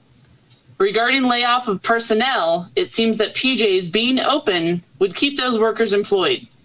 PJ's is always busy when available. Deborah Gray, Riley Court. And then she says, Tahoe Donner residents complain a lot about the weddings, and I think TD changed some of the parameters of the weddings use because of the complaints. That's the end of that text message. And I have 2 voicemails. I'll play the first one now. Hi, my name is Pam Dickerman. I live at 11880 Girard in Truckee. I'm calling regarding the temporary use permit notice of public hearing on April 20th at 5 o'clock for project name 2021 Grace Crossing Event Temporary Use Permit, application 27/TUP. This is for Tall Mountain Club with Hayes and Brian Helm, Tall Mountain Club submission. My comment as a homeowner is simply that I'm in favor of this temporary use permit. I appreciate the energy and excitement that the events at PJ's and Grace Crossing provide, especially Tuesday night music with family families and so on. I know that's not usually typically a problem. The concern you'll hear from the community is around weddings that happen typically on the weekend. A lot of our community members want to use PJs, and that's part of the issue, but they also complain about the noise. I do not have a problem as long as Tall Mountain Club is following the town of Truckee guidelines, and for noise, that's all that matters to me. That's what's important to me. I also want to make sure, and I sent written comment, there is a conflict, if you will, an issue going on between Tall Mountain Club and the HOA at Grace Crossing due to the use of the gym. And so there is some conflict there that might bias some of the folks that you hear from. Those are my feedback. Again, I'm in favor of the temporary use permit. Thank you. Bye-bye. Okay, I have one more voicemail I'll play.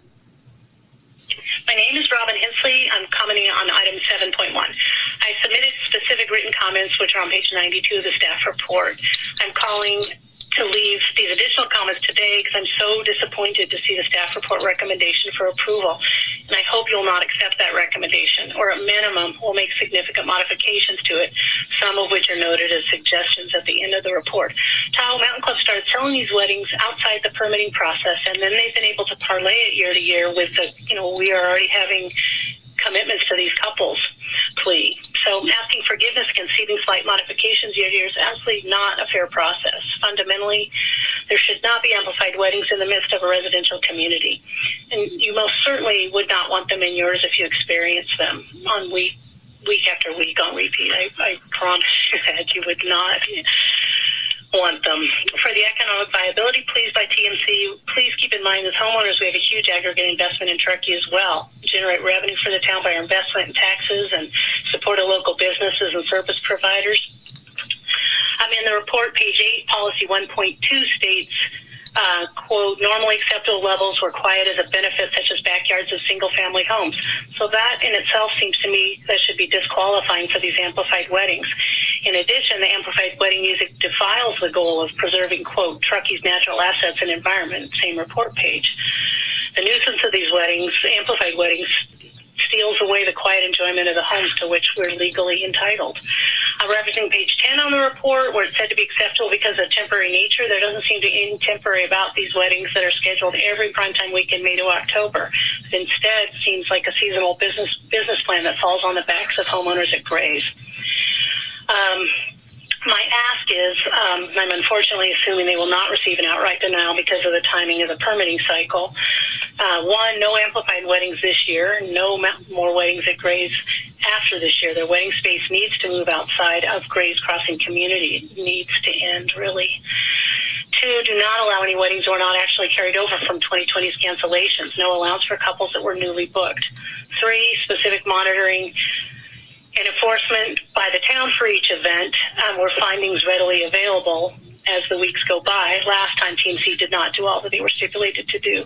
4, understanding of how sound will be tested to determine if it's in compliance, quote, at any receiving residential property, report page 12. For example, my patio versus lower on the course itself. 5, if you don't deny amplification this year, then a reduction in the current decibel limit, given the location and the circumstances. As residents, we have to turn our speakers, are required to point inward, and in no circumstances could we play at the current decibel levels that the weddings allow. That's report page 4. And that was cut off after the 3-minute time limit. And during this, I received a new text message. Resident of Grays Crossing, am opposed to this request. No one bought their home in this development knowing that we agreed to this arrangement for this long a period of time.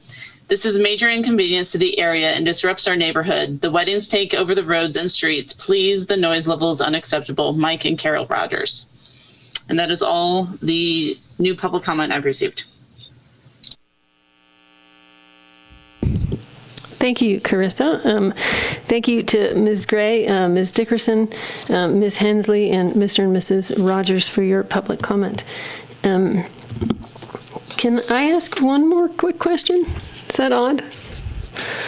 Okay, I'm going to ask one more quick question of the applicant. Are all of these weddings cancellations from last year? I want to say half of them are. That's correct. Yeah, okay. Okay, thank you. I think now we're closing public comment. Is that correct, Carissa? Okay, we are closing public comment. Okay, so there's an opportunity for the applicant and staff to respond to public comment now. Does the staff have anything to respond to? No from Yumi? Okay, does the applicant have anything they want to respond to from the public comment? Yeah, I think just a couple of things. A lot of this was in the responses that we provided yesterday, or late yesterday evening to the Planning Commission. But I think one key thing is a number of folks have said that this was never contemplated or not appropriate, et cetera, and have provided 2 citations for 2 different documents relative to the single family homes within Gray's Crossing, where events and entertainment and notice of noise was fully disclosed, and is something that we've actively worked to obviously mitigate, to make sure that we are complying with town guidelines, and I think have obviously spent money and effort trying to move those events to another venue as soon as we're able to. But there's sort of disagree with the assertion that we're just coming back to the pond each time. As I said, I think a very reasonable argument can be made that this type of activity is very customary at almost every single golf course, clubhouse in the country, and that this is not an outlier as it's been suggested. So I think I'll leave it at that. Yeah, and the only other comment I would leave you with is we consider ourselves a big part of this community, not just Old Greenwood and Gray's Crossing, but Truckee in general. We don't enjoy making people unhappy or being disruptive. We know that when we bought the club, when we had to sort of stabilize financials, we had to take dues up, we had to take costs up to try and stabilize. That wasn't popular. We get that, but we don't enjoy that. We don't enjoy having people unhappy about the weddings and events. We wouldn't be asking for them if they weren't important for us. And we are supportive of, I think Yumi has done a nice job in terms of coming up with some, I keep saying adaptive management, but just sort of trying to learn from the 2019 season and adding things around checks and balances and management of these to try and be as good a neighbors as we can. And we're supportive of all of those, and we're supportive of the staff recommendations. And we certainly appreciate you all. I know you heard us for a long time in 2019. We appreciate your time this year. And we will do everything in our power to live up to all of the obligations you include, and hopefully a permit. So thank you very much for your time. Okay, thank you so much. Okay, so then it looks like we are going to move into commission deliberation. Does anybody feel strongly and would like to start? I have a couple things here on my list that I would like to take the temperature on, but if anyone else would like to start, I am more than happy to wait. I'm happy to give a temperature read. The last public comment was, I think, well captured a lot of the opposition to this from the other comments. So I appreciated the member of the public being so articulate and focused on that. But that being said, I disagree with a lot of it. I understand that people are paying a fee to use these facilities, but there's a difference between paying a fee and an exclusive fee. And if the business decides that they need other sources of revenue, that feels like it's within their right to do that. I don't feel like it's the strict guideline at the Truckee way to cancel someone's wedding. That's a lot to ask someone to cancel a wedding, even if it's not rescheduled from last year. I'm 35. I have several friends that canceled their weddings last year, and this year is going to be difficult to find a venue. So I think it's frankly cruel to try to throw someone out once they think they have a venue lined up. That's a lot to put on somebody at a time that's already not as joyous and more stressful than it should be. I'm also, I understand that moving next to a golf course comes with the expectation of a certain amount of quiet, but living next to a restaurant that you can get to very easily and have near exclusive access to also is a certain privilege. And living near a restaurant sometimes comes with noise. I would also point out that this, as it's proposed in the staff's conditions of approval, this does still feel like a temporary use permit. If they want to operate in 2022, they have to come back. They have to submit something before August 1st. We're talking about doing this for one more year. And my understanding is we're talking about doing this one more year so that it can move somewhere else at the end of that. This feels like a reasonable offboarding of this unpermitted use into a more agreeable and more regulated space. So it's tricky. It's noise in someone's house, and I, without going into too much detail, can relate very, very personally to having a lot of noise in someone's house. 80 goes through my backyard, so I'm not going to talk to what I think is an acceptable level of noise. I have lived in much noisier places than this, and noise is annoying, and I agree with that. I'll speak more to the timing and parking issues. I would like to see some discussion of the long-term parking management of the site. I think once the site becomes paved, it becomes institutionalized as a space for more parking forever. And if there's a way to continue making it more temporary, I think given that the 9 of these weddings are meant to be over 150 people, I think 100 is a little low for a space that already has, I wrote it down, 87 parking spots. I think having maybe a higher threshold for where the shuttle becomes required, I would be interested in having that discussion. The timing also seems very reasonable. I'll admit that I agreed to a wedding venue that was supposed to be quiet after 8 because we had another place we could go to for an after party, and that doesn't seem as easy to do here. So it feels like the expectation is this is the venue and you stay there. And we did not hold to that noise curfew. And I found out a year afterwards that our wedding coordinator dared someone to call the cops on us. So I agree that 10 o'clock is a very reasonable endpoint for a wedding. Later, I'm sure people would prefer to do later. 10 already feels like a compromise.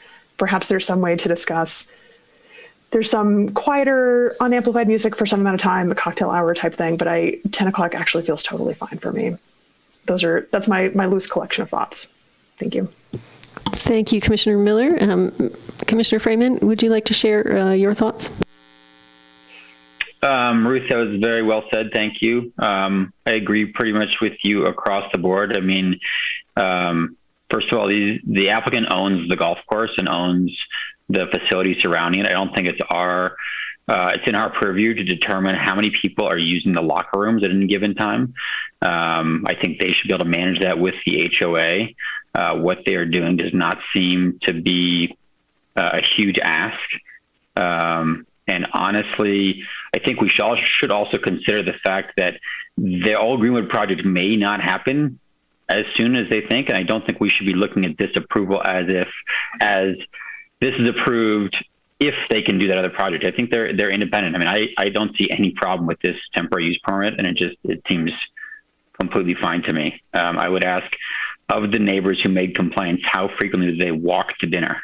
And that's just a trade-off that you get by living right next to the clubhouse. So there's my 2 cents. Thank you, Commissioner Freeman.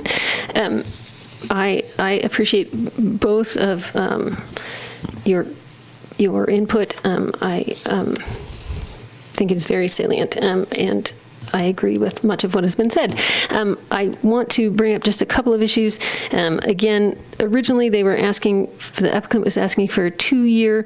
The staff is recommending a 1-year.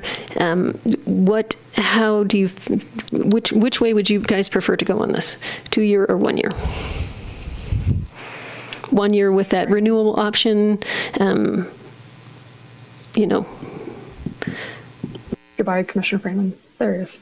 Do you want to go first? I mean, I would almost be tempted to give them the 2-year. I mean, what's going to change between this year and next year? Why, if we gave them a 1 year and they don't build their other facility and they come back in a year, is anything going to have changed?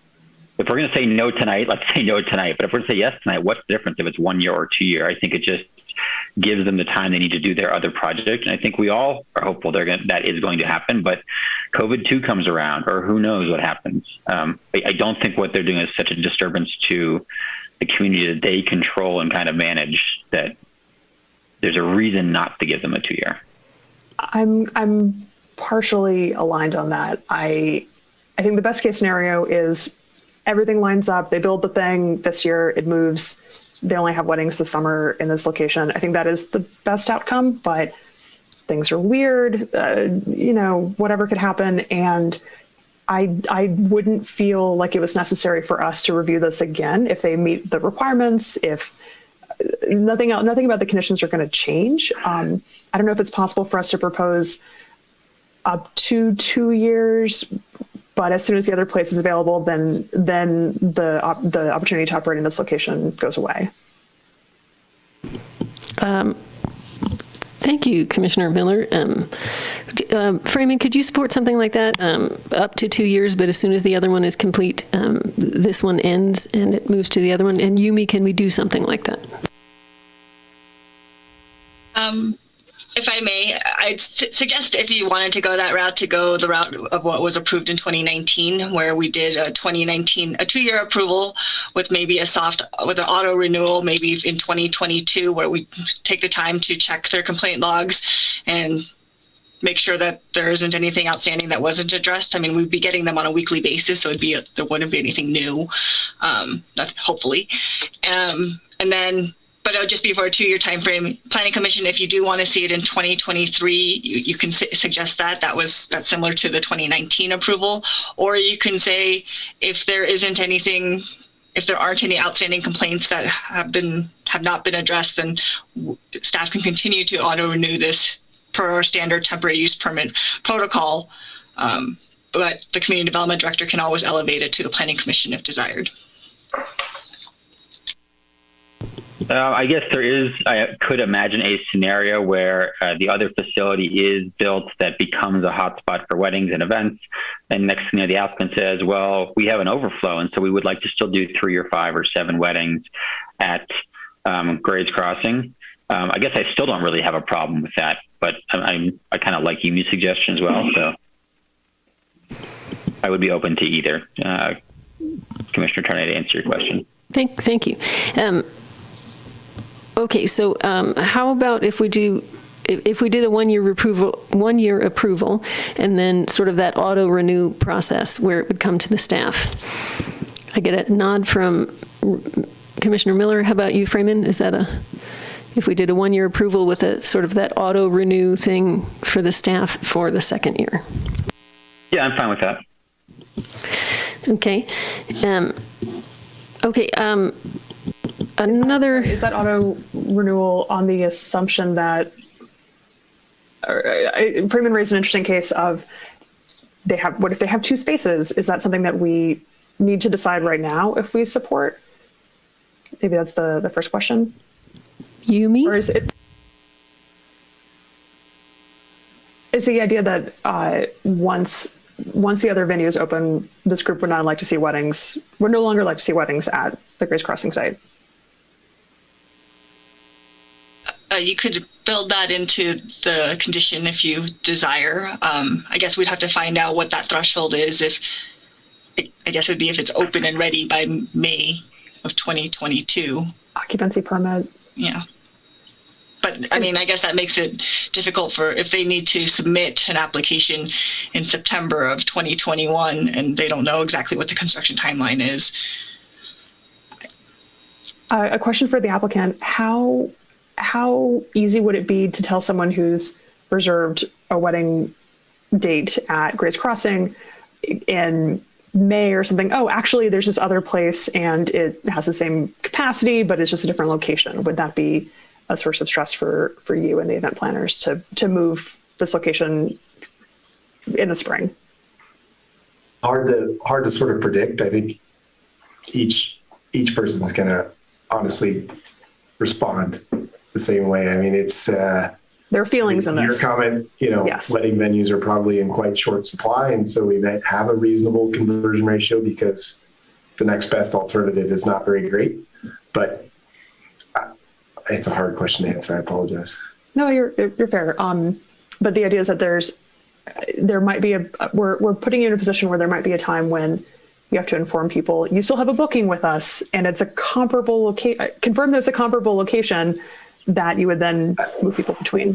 What I'd say is that our interests are kind of aligned in that scenario, in which our preference is when the new facility is open that we're using the new facility because it allows us to keep PJs open. And then as a club, we have a revenue generating restaurant at the same time we're doing an event at another venue, right? We would not want to continue to close PJs because it just irreparably hurts the sort of local affinity to that business if they can't consistently see it open. So as soon as that new facility is open, we're going to try and convert everybody to that facility because it lets us now have PJs open all the time.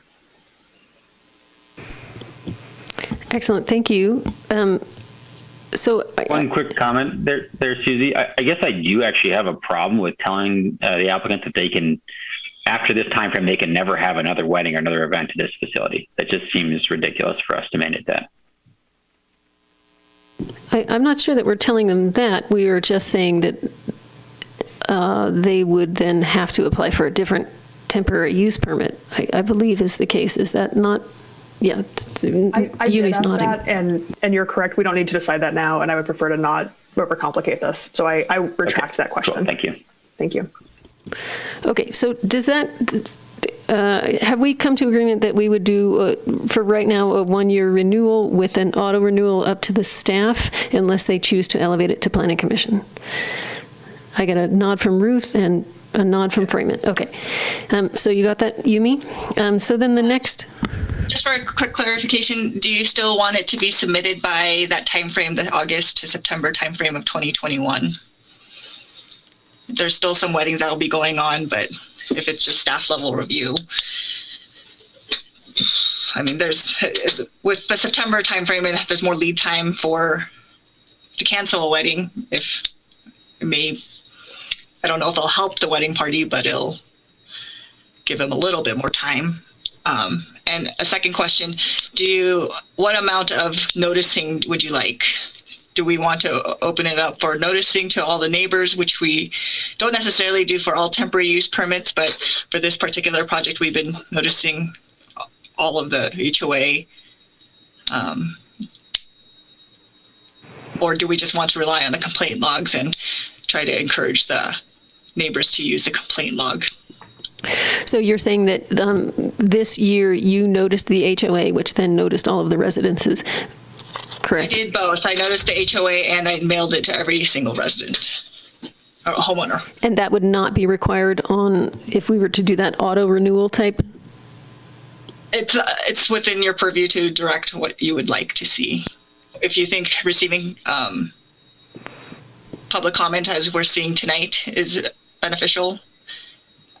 If there are a lot of public comments at that level, that may be a trigger to bring it back to the Planning Commission. But to the applicant's point, they would like to be able to address issues at the time that they are occurring. So if we want to encourage them to be able to address them using the complaint log, I would encourage the use of the complaint log.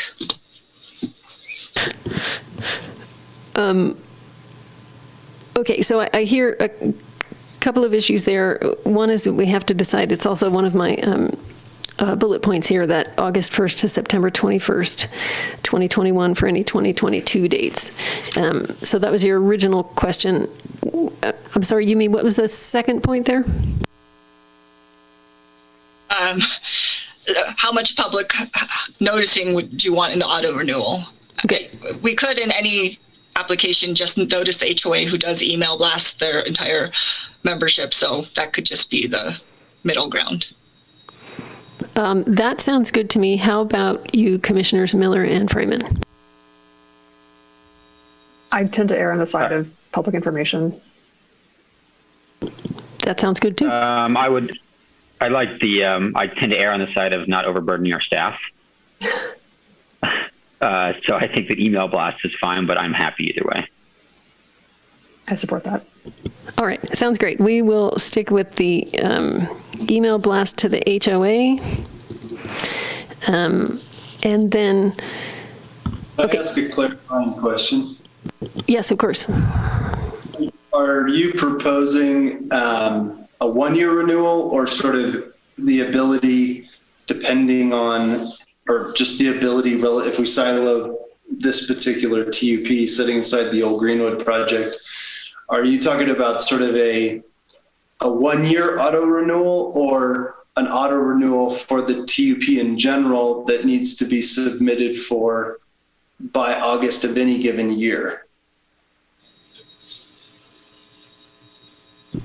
My understanding was that we had discussed doing a 1-year approval for the temporary use permit, and then in a year, at the end of this season, hopefully sometime around September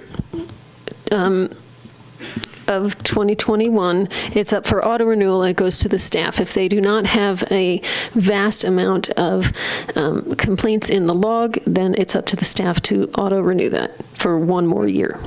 For 1 year, only 1 more time.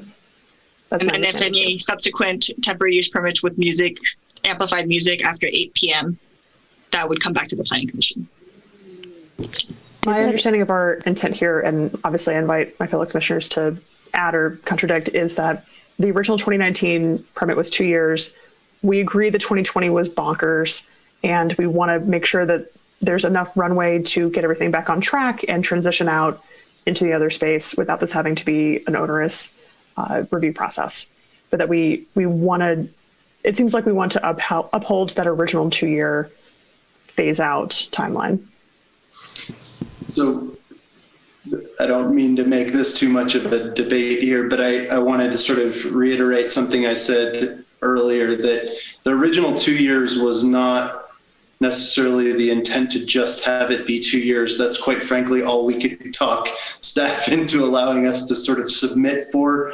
And so like we've talked about, this is not an attempt to just continue to do these events in perpetuity at PJ's. However, to tag on to Commissioner Freeman's comment, like it doesn't appear to us to be a good use of the commission's time, staff time, our time, consultants' time, et cetera, to need to sort of come back if in 2 years we need, another year or two to be able to complete that project.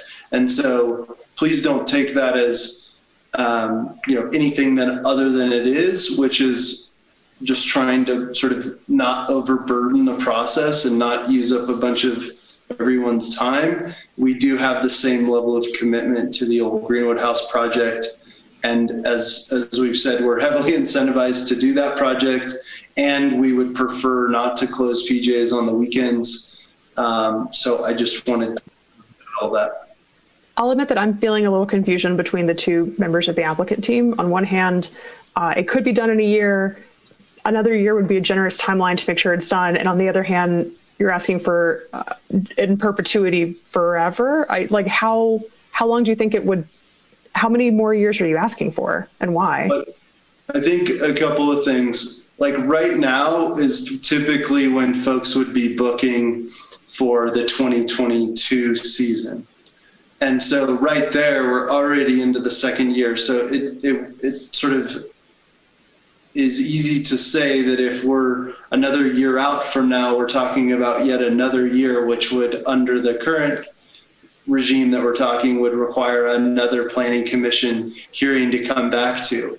And I think that I don't necessarily think that our ability to do events at Grace Crossing should be predicated on us building that facility. While that's our intent, that quite frankly, seems to be a bit of an overreach as it relates to inhibiting our ability to conduct business at a separate venue, which, in the future could be two separate businesses.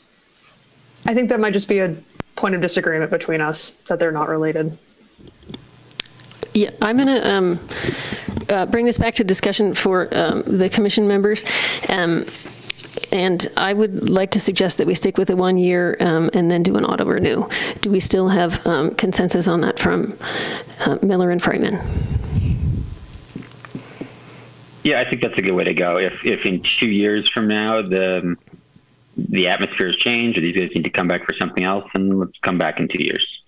Super. Sounds great. Is that good, Yumi? Okay.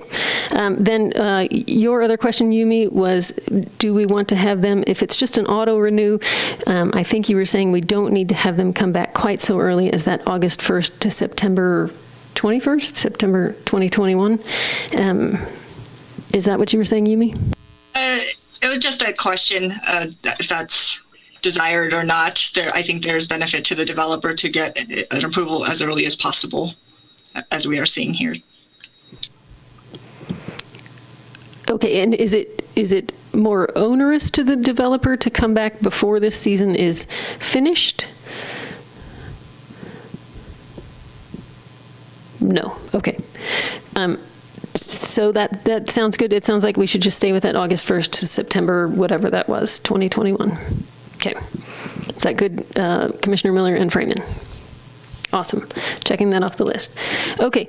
Can we, is there any way that we can add to the conditions of approval that complaint line should go to a text number that then has a record of the complaints, as opposed to, it sounds like there has been some attempts that have ended up with no answers. Does that make sense? Can we, the applicant has said they have suggested doing that, so can we put that in the conditions of approval there? Super. Is that okay with other commissioners? Thumbs up. And Freeman, nod. Great, thank you. Then the staff had another question as to whether or not we wanted to do the 32 events that are already scheduled, or 33 with the possibility of booking one more. Any feelings? The off weekend is 9/11. I could understand why someone wouldn't want to book a wedding that day.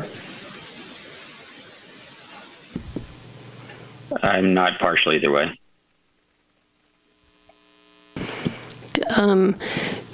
They could still theoretically double book another weekend, though, and have a Friday, Saturday. Are we open to letting them do that 33 or keeping them to the 32 that the staff has recommended? I don't have a strong opinion on this, I'll be honest. Yeah, same. I mean, I would let them run their business. If we're going to give them every Friday, Saturday anyway, what's the difference? Perfect. I agree with that. That sounds great. Let's go with the 33 versus the 32 then. And can we then get into the conditions of approval number 20 when we talk about parking and traffic management, that means a physical person with reflective vest and glowing wands or something. Does that make sense? For safety and for clarity, that is expected to direct traffic away from Hennis Road. And Freeman and Miller, you guys are good with that? Awesome. And then the last question that I have on my list is, how do we feel about the shuttle and the requirement or the encouragement? And if there were a trigger for that, would that be 100, 150, or something else? I'm going to just throw my feelings out here in that I love the shuttle. I think the shuttle should happen for greenhouse gas reductions, for drunk driving, for parking issues, and also for noise issues. If you got people all loading onto a shuttle bus and going, then they're not out in the parking lot in their cars shouting, waving, flashing their lights. So that's my 2 cents. How do you guys feel? I love the shuttle too, Susie. The only problem is I think we should make it on the concert nights more than the weddings. I feel like the weddings are probably actually a little more of a controlled event, whereas the concert nights, you have all these individual people coming and going. And I think it's hard to require that. I mean, that's an excellent point. I'm interested in requiring a shuttle for a higher threshold of people. I think 100 is probably too low. I really wish the town had a shuttle program, because at least the wedding they're all coming. I know, right? At least a wedding, if you're all going to and from the same hotel, there's like a clear trip, origin destination pair. I think it's beyond, I agree. The the live music is the bigger issue, but I think it is beyond the scope of this applicant and this meeting to design a transit system that could actually work with that. So I agree it's not the bigger issue, but it's the one within our control. Excellent. I agree that it's the one within our... Commissioner Craven made a face. Sorry, do you want to elaborate on that? Do I know? Well, I was going to say maybe, we could require a new transit stop be put in there or something. Not by the applicant, by the town. I would love to have this conversation another time. This sounds great. Ruth, what seems like a good what seems like a good attendee trigger for you? 150, 175, 150? 175, somewhere in there sounds right. I wrote down 87 parking spots, so I assume couples, 160 kind of feels like a tipping point. I know some of those are going to be staff. At least 150. And Daniel, do you have any feelings on this? I don't have any feelings on it. Again, I think it sounds like, based on what the applicant is telling us, and that it's really the concerts that really create the parking issue primarily and the traffic issues. And obviously it's hard to have a required shuttle for those events. Maybe 175. Okay. Could you, would this be a deciding factor for you to not approve this if we put Not at all. Okay, great. So I would like to require a shuttle if you have more than 175 or 175 guests. And put that that is condition of approval. What was that? 17? 18? 18? Is it 18? Yes. Great. Okay. So that was all that I had. Staff, did you have anything else that we did not answer? No, it looks like you touched them all. Did you have it sounded like you wanted to talk a little bit about the parking lot paving. Maybe I wasn't paying attention, but I don't think we got clear direction. That is excellent. I forgot. Yes, Commissioner Miller, you look like you would like to say something. I would like other people to go first. Commissioner Freeman. Thank you.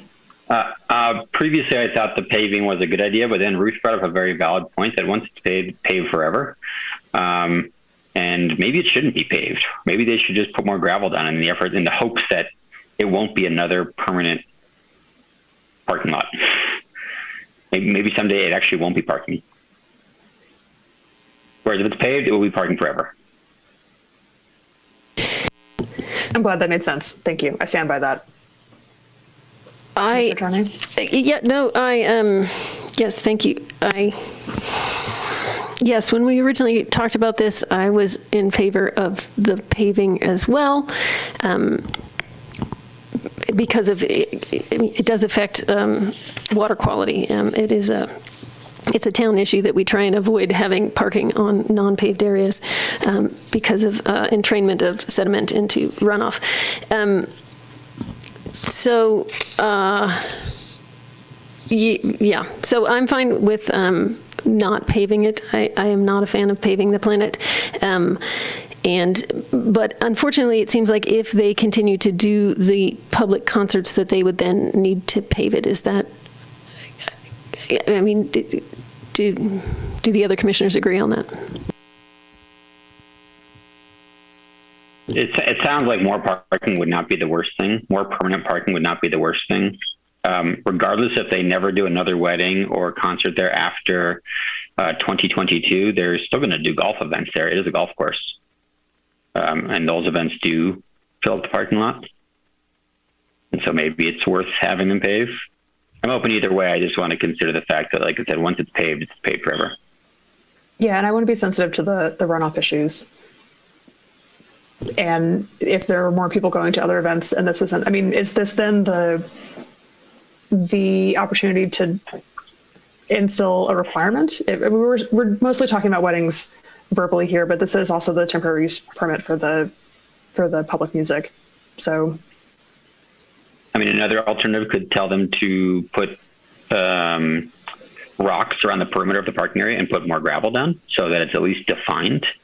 I think that area right now is pretty undefined. I know I've been there and see people park up on the hillside and park in the bushes, and maybe they would say, okay, this is a parking area, but in an effort to not have more asphalt, we're going to try and define it, or maybe it's with concrete curbs or something to define where tires are going. Can I just jump in for a second? And I wouldn't normally do this, but I was just thinking, since you guys are kind of talking through this all together, that we have let people do asphalt grindings as kind of an interim. So it's a little better than gravel, but it's not quite the full seal that you see with complete parking lots. That might be a better option. I'm just thinking that people coming to weddings often are wearing shoes that aren't conducive to walking in wood chips or gravel or things like that. And they often have cars that they don't want to park in material like that. So that does tend to create overflow into the street. So if you're looking for something that's a temporary, it's just another option to consider. Okay, I would like to jump in here and say I am generally not in favor of paving more places because then it's the induced demand. The more parking you provide, the easier it is for people to drive, the less likely they will walk from their houses. They will ride their bikes over to the concerts. I'm generally not in favor of adding more parking. I'm also not necessarily in favor of having this sort of something in between. I think that sounds like the worst of all worlds, because then that ground up pavement, it's going to make it really hard to revegetate that if they don't continue to use it for parking. So I'm going to suggest this, and if you don't like it, that's fine. But how about we keep it gravel parking for this year alone? If they decide to continue the concerts, then it has to be paved.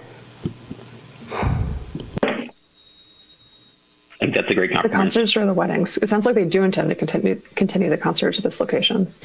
They said they're still assessing cost and whatnot. I'm not sure it was 100%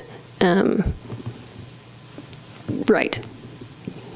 So if I may, the current condition as proposed is, I believe, as Chair Tournay has discussed, that it would be appropriate BMPs this year per the engineering standards, temporary parking surface, and then after, and then the applicants may choose to pave the parking lot, or they could choose to revegetate the area and then put rock barriers up to prohibit additional parking in that area.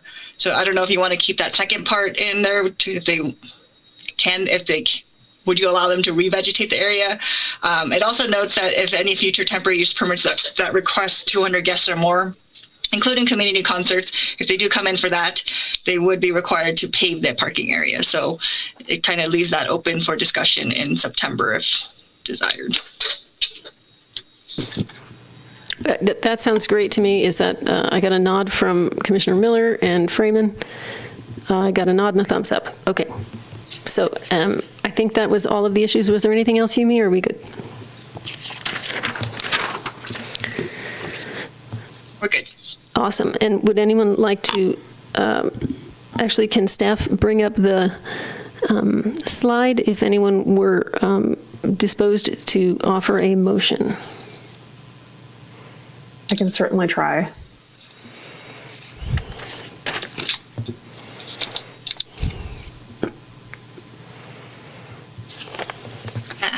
Sorry.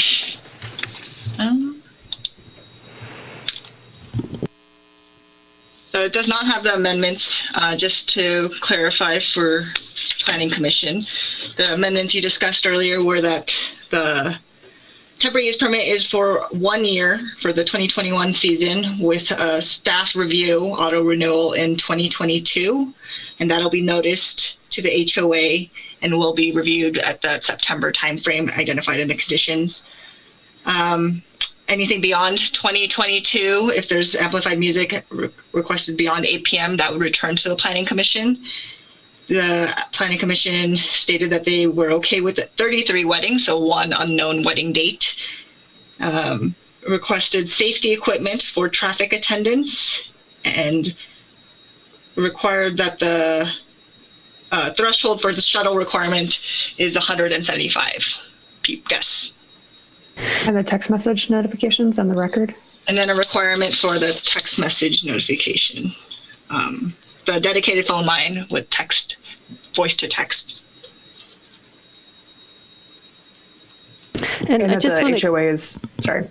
Oh, can I just clarify one thing, that the condition of approval 20 talks about the traffic management, but it doesn't specifically talk about management being performed by personnel. I just want to make sure that that's Okay. Does that make sense? So not reliance on signs, but actual personnel outreach. Yes, please. Thank you.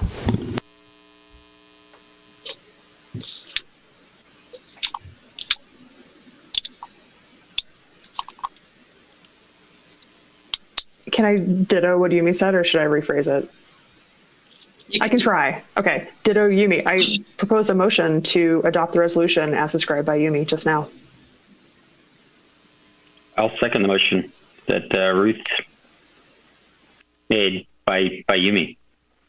Carissa, would you like to do a roll call? Vice Chair Tarday. Yes. Commissioner Freeman. Yes. Commissioner Miller. Yes. Thank you. So the motion passes. I do want to note that the appeal period for this item ends on April 30th, 2021 at 5 p.m. Thank you, Yumi. So then we move on to item number 8 on our agenda, which is staff reports. And am I correct in saying that there are none? Okay. Excellent. Now we're going to move on to item number 9, which is information items. 9.1 is the STR, or the short-term rental ordinance presentation. And I believe this is by Hillary Hobbs and Nicole Casey. And real quick before we have them jump in, I just want to say that this, both these presentations that we're going to do, the short-term rental ordinance and then the council priorities, we put together because the commission was asking questions. So this is really for your information tonight. There's no direction that you need to provide to us. There's no action on your behalf. It's really just to put the information more clearly at the Planning Commission's hands. So with that, Hillary and Nikki, I will turn it over to you for your portion. Great. Thank you, Danielle, and good evening, Planning Commission. Let me just pull this up. All right. So tonight, Nicole and I will provide an overview of the short-term rental, or STR, ordinance and enforcement program that your council put into place last fall. So by way of background on the short-term rental ordinance process, the town intended to begin a robust community process to discuss short-term rentals during the spring of 2020. We all know what happened then. That process would have involved focus groups and other broad community engagement. But with the onset of COVID, we set that process aside due to community capacity to undergo that type of a broad community engagement process. And we had the intent of beginning around early 2021, or as soon as such gatherings could take place. However, on the tail of very high visitation last summer and heightened community concern about short-term rental impacts and nuisance issues that the community was experiencing, last August, Town Council directed staff to initiate what we called an expedited ordinance process. So what does that mean exactly? Council directed staff to focus in that process on 3 objectives with the ordinance. The first was to create rules to address nuisance issues. The second objective was to create a registration program and enforcement framework that would be funded through permit fees. And the third is to create a higher level of accountability on STR operators for how their property is used when it's rented. At that time, Council directed staff to focus on those 3 objectives and intentionally decided to set aside for possible future consideration a broader question of whether the town should proactively manage visitation patterns through limiting the number or usage of short-term rentals. And Council recognized that addressing that broader question would be a significant, complex, and longer community process. So directed staff to set that aside for the time being, focus on putting a permit structure and nuisance ordinance in place quickly. And then staff would review the progress of the new ordinance after the first year, and council could consider additional restrictions and a broader community process in the future if warranted. So the ordinance was adopted in October. We began implementation of the short-term rental registration requirements in January. So around January of 2022, we'll do that one-year review. Here's an overview of the process we went through last fall. And while our process from initial council direction to ordinance adoption was compressed into about 8 weeks, it included significant outreach and opportunities for public input. We received and considered over 400 public comments throughout that process, which is a very significant amount for any project in our community. The ordinance requires an annual registration and an annual fee for each short-term rental property. And the ordinance does not apply to what are called bed and breakfast inns in our development code. Those include the rental of one bedroom within an occupied primary residence. Those properties do continue to pay transient occupancy tax, but this ordinance does not apply to them. The ordinance requires a maximum or sets a maximum occupancy for each rental, and that's based on the number of bedrooms. So that's 2 people per bedroom plus 2 additional people, and excludes in that number children under age 13. Each property is required to designate a contact person, and that person is required to respond 24 hours a day during any rental by phone within 30 minutes of being contacted. They're required to then work to resolve that issue within 60 minutes. And if a violation or fine has been issued, then that property is required to have an in-person response within 60 minutes. And Nicole will get into more of the details of how that program works. Each rental also has parking requirements, and that we base that based off of the number of vehicles that can fit on site in a paved parking area or within a garage.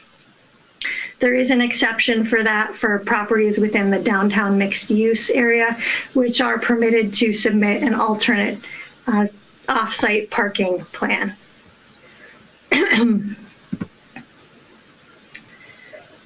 Weekly trash service is required with a minimum of 2 trash cans for each unit, and that's because we have experienced that short-term rentals tend to generate larger volumes of trash. We also will require bare sheds at every short-term rental beginning October 31st, 2021, which provided a full construction season to install them for those units that don't already have a bare shed. And the ordinance does provide a couple of narrow exceptions to the bare box requirement for HOAs and property associations that don't have standard curbside trash service. Certain information about the short-term rental regulations are required to be posted inside each unit, and the town provides PDF posters of that information to make it very easy for operators to comply. The ordinance includes a suite of life safety requirements, including smoke and carbon monoxide alarms and restrictions on outdoor fireplaces and grills. As part of the registration certificate process, properties are required to self-inspect and attest to meeting these requirements annually as part of the registration process. And then Truckee Fire Protection District inspects each property every 3 years. And that's sort of on a rotating basis. So they inspect 1/3 of the properties each year.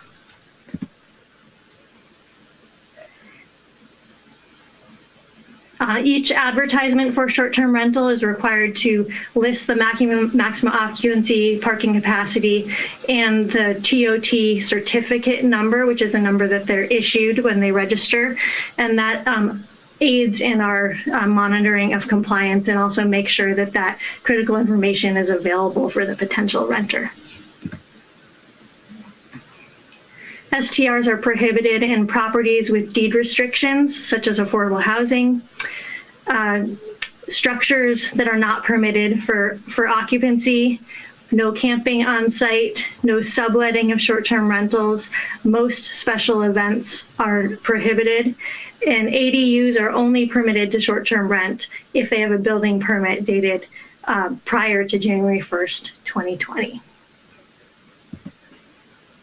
And finally, the ordinance includes noise restrictions, and those are applicable townwide, not just to short-term rentals. That's something we haven't had in place in the past. So those prohibit unreasonable noise and has quiet hours between 10 p.m. and 7 a.m. And with that, I'll turn it over to Nicole.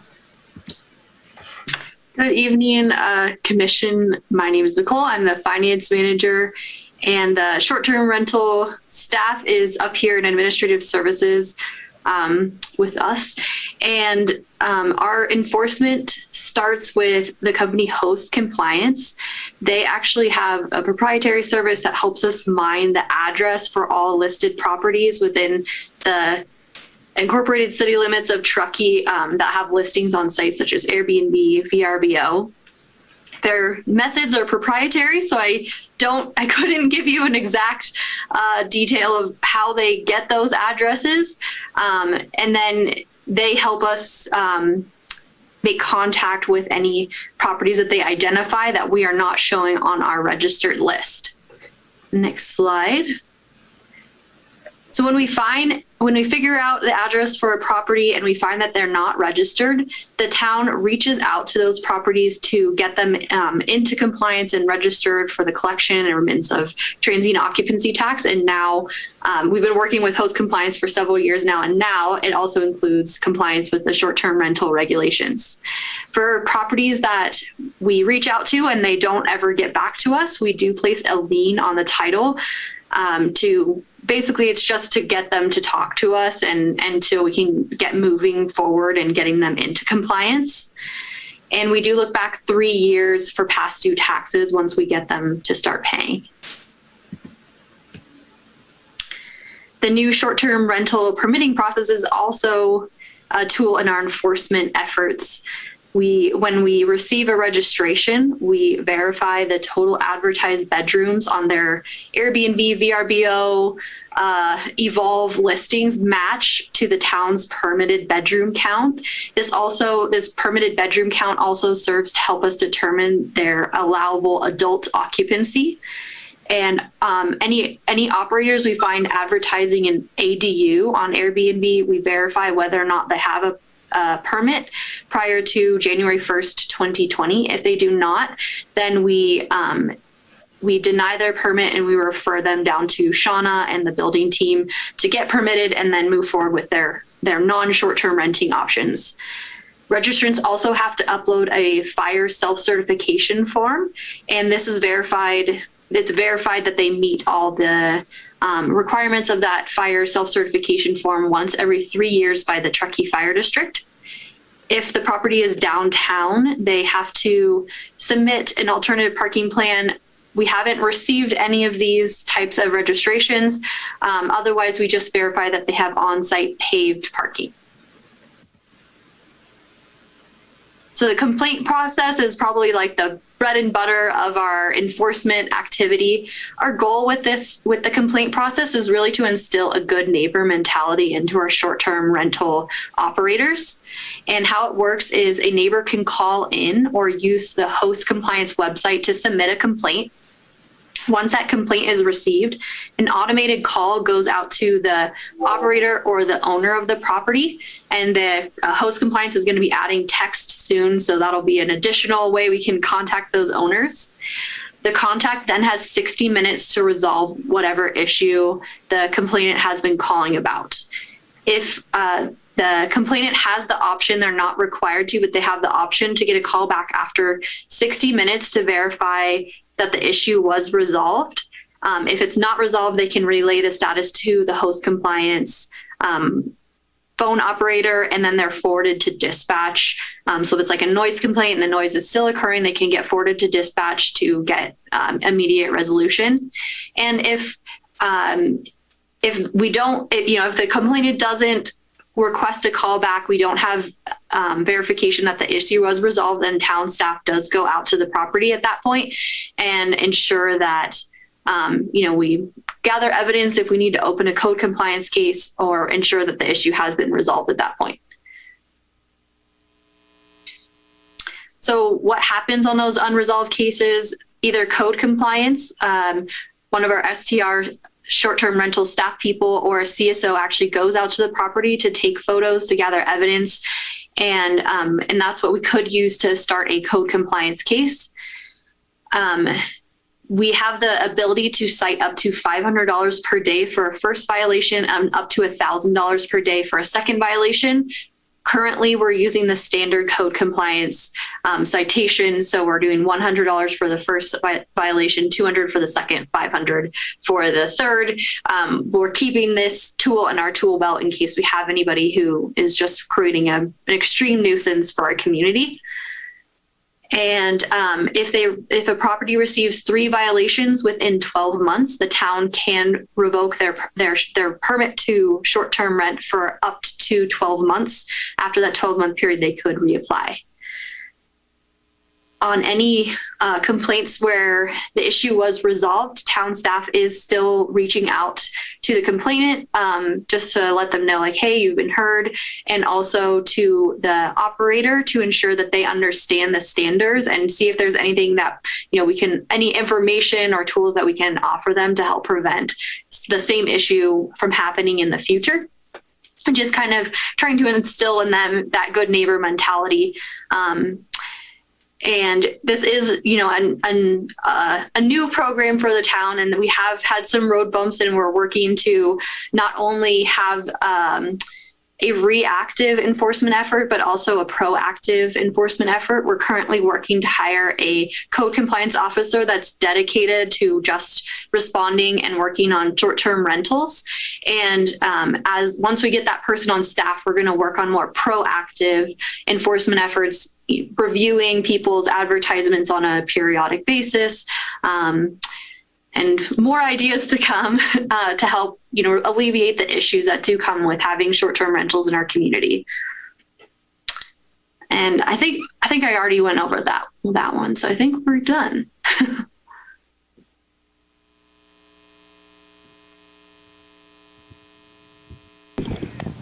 Great, thank you. And so, Hillary, were you finished as well? That's it. We're available for any questions. Thank you so much. Should we do questions now, or should we do it after we do the second one? And I have to say that the next item on the agenda has to be a quick break. Should we do, does anybody have burning questions now, or can we wait for a break and then do them after? Okay, I see no burning questions. So can we take, let's see, it's not quite 7:40. So let's take a 7-minute break and meet back at 7:45. Does that sound all right? Great. Thank you so much. So we will take a quick break now. So there was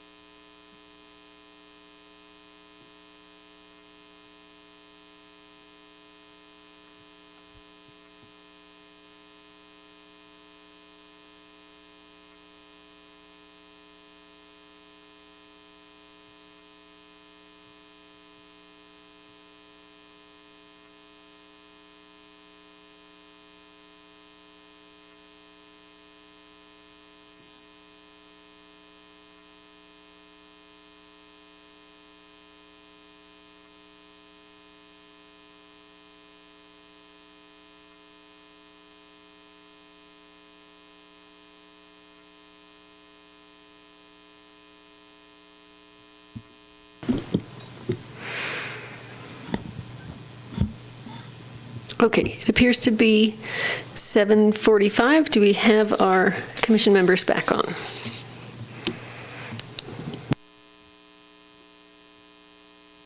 Okay, I see Commissioner Miller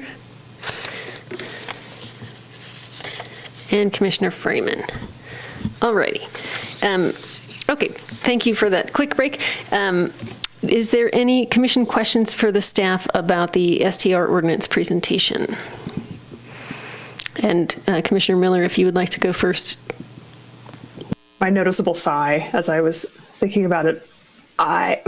There's a lot here. So to sort of bound this, I have a lot of opinions about it, but for the purposes of this exercise, it's more informational and understanding for ourselves as planning commissioners. I understand that. Where is this online? Where's the nice website that has all of the rules in one place? So if you actually go to the town website and then under the administrative services, so it's under the government tab and then administrative services, we have a whole page dedicated to the short-term rental program, which has a link to our host compliance complete portal, as well as the some nice little graphics and a short summary of the different rules, as well as a link to the full ordinance. Thank you for putting that on the record. So what I really want to ask, and I understand if this is not within our purview today, is what is really a question for council, honestly, is like the intent behind this. So I don't really know how to make very good use of this opportunity to ask questions of this group, because I want to talk more about how to encourage people who rent out their place every now and then, but are otherwise fully committed members of the community, to make it easier for them. Whereas I just feel like the intention of this project gives you the only option is to rent out full time, because these are such onerous requirements. So I have said that and don't know how to phrase other questions. So Commissioner Freeman, if you'd like to take over. I think we do have a comment for you. Please, thank you.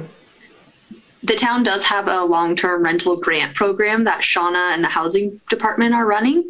And we have been plugging that program in all of our communication to the short-term rental operators to try and, entice them to want to move towards long-term renting. Yeah, I guess my concern is this is a selfish use case, right? But like I live in this house. I'm trying my best to invest myself in this community, and I'm going to go on a trip sometime this year and would appreciate the extra income of being able to rent out my house for the week while I'm gone. But I'm not going to get a bear box for a week. Like it's the people who genuinely, this is the case that Airbnb always talks up about, the person who just wants to, help close the gap in their mortgage, or as a casual renter. I want people who are full members of the community to be able to take advantage of the ridiculous property values that we're all paying to live and to rent here. And it feels like there are good actors that are not able to thrive under this current program as it's being piloted. Like the person who wants to just rent out their bedroom, or again, like if they're traveling on vacation, that sort of thing.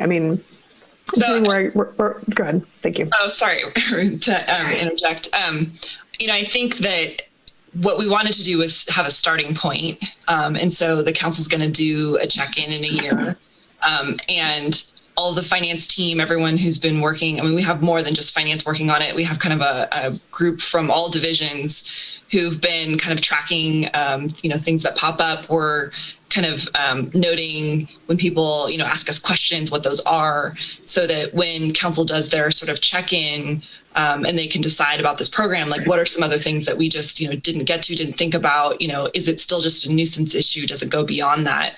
And they did want to have the option to rent a bedroom for that specific purpose, which is what we actually did first, well, before we did the ordinance itself, that we went into the development code and just added that as sort of a near-term fix before we were even requiring permits, to make it explicit so people didn't feel like they were being left out. But you're right, there's a gap between sort of everyone's interests in this, because there's just so many different ways people want to use their homes that we never anticipated. And so I think you're sharing your ideas with us are just, more that we can add to sort of that collective list that we're putting together, so that when we go back and do that check-in with council, we can say, here's some other things that, we've become aware of. I appreciate that. Thank you for interjecting so well. Yeah, I guess I understand the motivation to address the nuisances last year. That makes sense to me. I feel like, and sometimes, the world or the town is on fire and people that leave because they can't find a place aren't going to come back, and what irrevocable harm is going to happen in the waiting period. So I thank you for creating space for me to share my anxiety that everything needs to have happened 6 months ago because, et cetera, hand gestures 2020. But I appreciate the opportunity also to be able to be part of that conversation, and look forward to seeing a framework that expands this beyond nuisance, because short-term rentals are related to a lot of our issues in town. Thank you, Commissioner Miller. Commissioner Freeman, would you like to share any questions? I don't really have any questions, but just kind of I appreciate, Danielle, that you classify this kind of as a starting point. I think, like Commissioner Miller said, this is a very complex issue. It's hard we want to both provide a way for people in homes here to monetize them. And at the same time, we don't want to piss off our neighbors. We want to have a community that's not just entirely composed of of short-term renters. So I think this is great. It's a great place to just start the discussion and work through this over time and come up with a set of rules and guidelines that fits our community. Great. Thank you, Commissioner Freeman. Just to your first question, Ruth, where you said, where is this? I literally typed into my phone, Truckee STR, and the page came up. Just so you know, I had done the same thing. Kudos to the web developer. Yes, it is the first thing on my Google. I do have just two quick questions, and they're not big questions like Commissioner Miller's, but the first question was, okay, you said if you have a complaint, you can use the host compliance site or call in. And I'm just curious, I don't see it on that website. Where would one call into? So it's on the left-hand side of there's like a menu screen. I actually don't know what this looks on the mobile version, and it says short-term rental helpline. And it'll take you to like a whole page. Unfortunately, I don't know what it looks like on the mobile version. So I'm not sure how to direct you mobily. No worries. I will, I'm glancing through this while here, so I will look through it, but it is evidently somewhere on that page that is easily Googleable. And part of our outreach and education program, we are going to start pushing out the helpline number on the town's social media. And I think we have some additional mailers or magnets that are going to go out to property owners with the number. And Danielle, or does anybody have that handy? You want to just push that out to the public right now? Or not handy? Not trying to put anybody on the spot. I have it handy here. The phone number is let's see, we can pull it up on the screen, but 530-450-2430. Thank you so much, Hillary. I appreciate that. Okay, and then my second question, I might have, I don't know if I missed something there, but it sounded like, Nicole Casey, it sounded like you said that the first violation was $100, the second one was $500, and the third was $1,000. But that slide said the first one was up to $500, second was up to $1,000, and third was revoked. Did I mishear that? I might have been trying to read and listen at the same time. Yeah, it's a little bit nuanced. The ordinance allows us to fine up to $500 for a first offense and up to $1,000 for the second offense. We are currently following the code compliance normal fining structure of $100 for a first offense, $200 for a second offense, and $500 for subsequent offenses. And we're keeping that higher fine amount in our back pocket as an enforcement tool should we need it. Our goal is always to get compliance. We don't want to use enforcement. Our goal is we want to make these people good, responsible operators, and they have an interest in being good, responsible operators. So our goal is always compliance first, and then we use our tools if we have to. Got it. I appreciate that very much. Thank you. All right. If there are no more questions for this item, then 9.1, we'll move on to 9.2. Does that sound okay? I'm not getting any flags or hand waving there. So 9.2 is the council priorities presentation. It's an informational staff presentation by Danielle Nishimori. Yeah, I just want to say thank you to Nikki and Hillary for sitting through our agenda tonight and doing the presentation. We really appreciate it. We don't often get a lot of our other fellow staff to have that opportunity, so I just want to put that out there. And then I'll go ahead and share my screen here.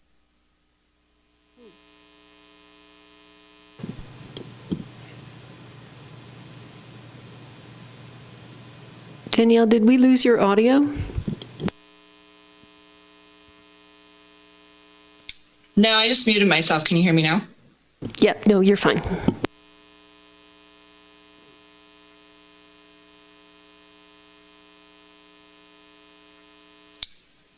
Okay, I think you can see my full screen now. Yes, we can. Perfect. So there's going to be a lot of information on these slides because I took Jen Calloway's presentation and work that she compiled over many, many weeks of effort and tried to kind of put in something that was a little bit graphic for us to talk about, but by no means does it cover everything because council spent quite a bit of time talking about this. And then, like I said, all town staff worked on this. So it's a pretty big work effort and pretty much the first time that we've done something like this. So I want to put the kudos out to Jen for putting this together and getting us organized. So what's helpful is, since I think a lot of commissioners probably haven't kind of seen the back of house stuff that we do, is to talk about what led to this work program and the priorities. And really where that starts is every year we do a team building, and that's through a retreat that we do. Ideally it's in person. This year we did it through Zoom, which was still effective and fun, just a little bit different than normal, where we have our leadership team of town staff and the council, and we usually have a facilitator.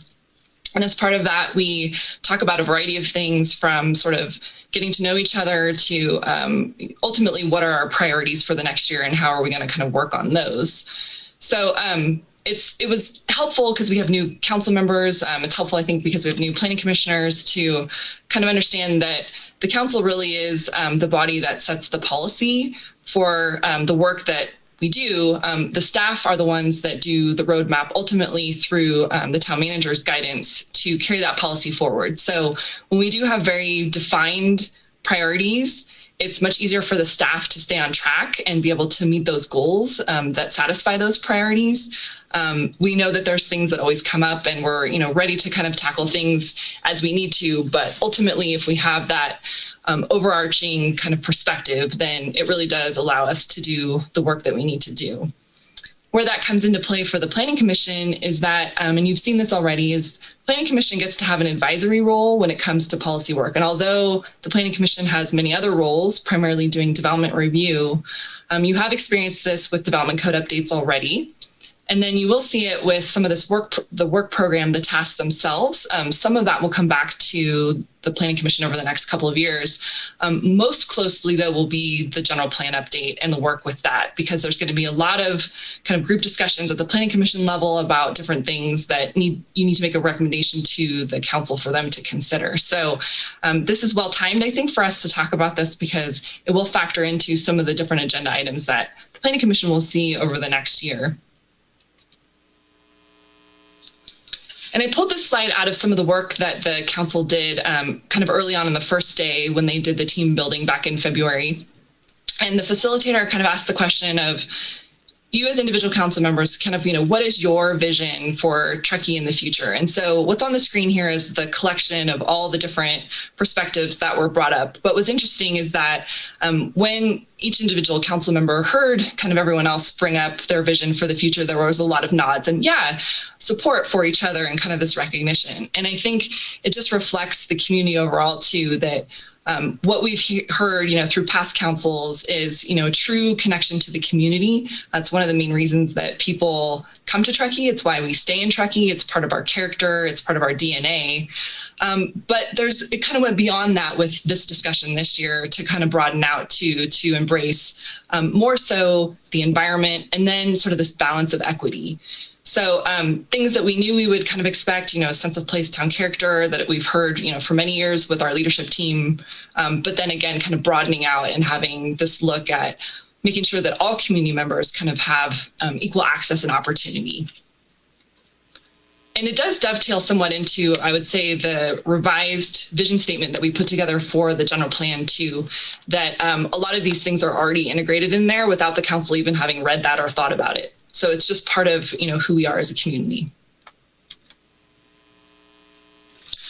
As part of that, there was some time spent talking to council about what we as town staff do and what services we as an organization provide to the community.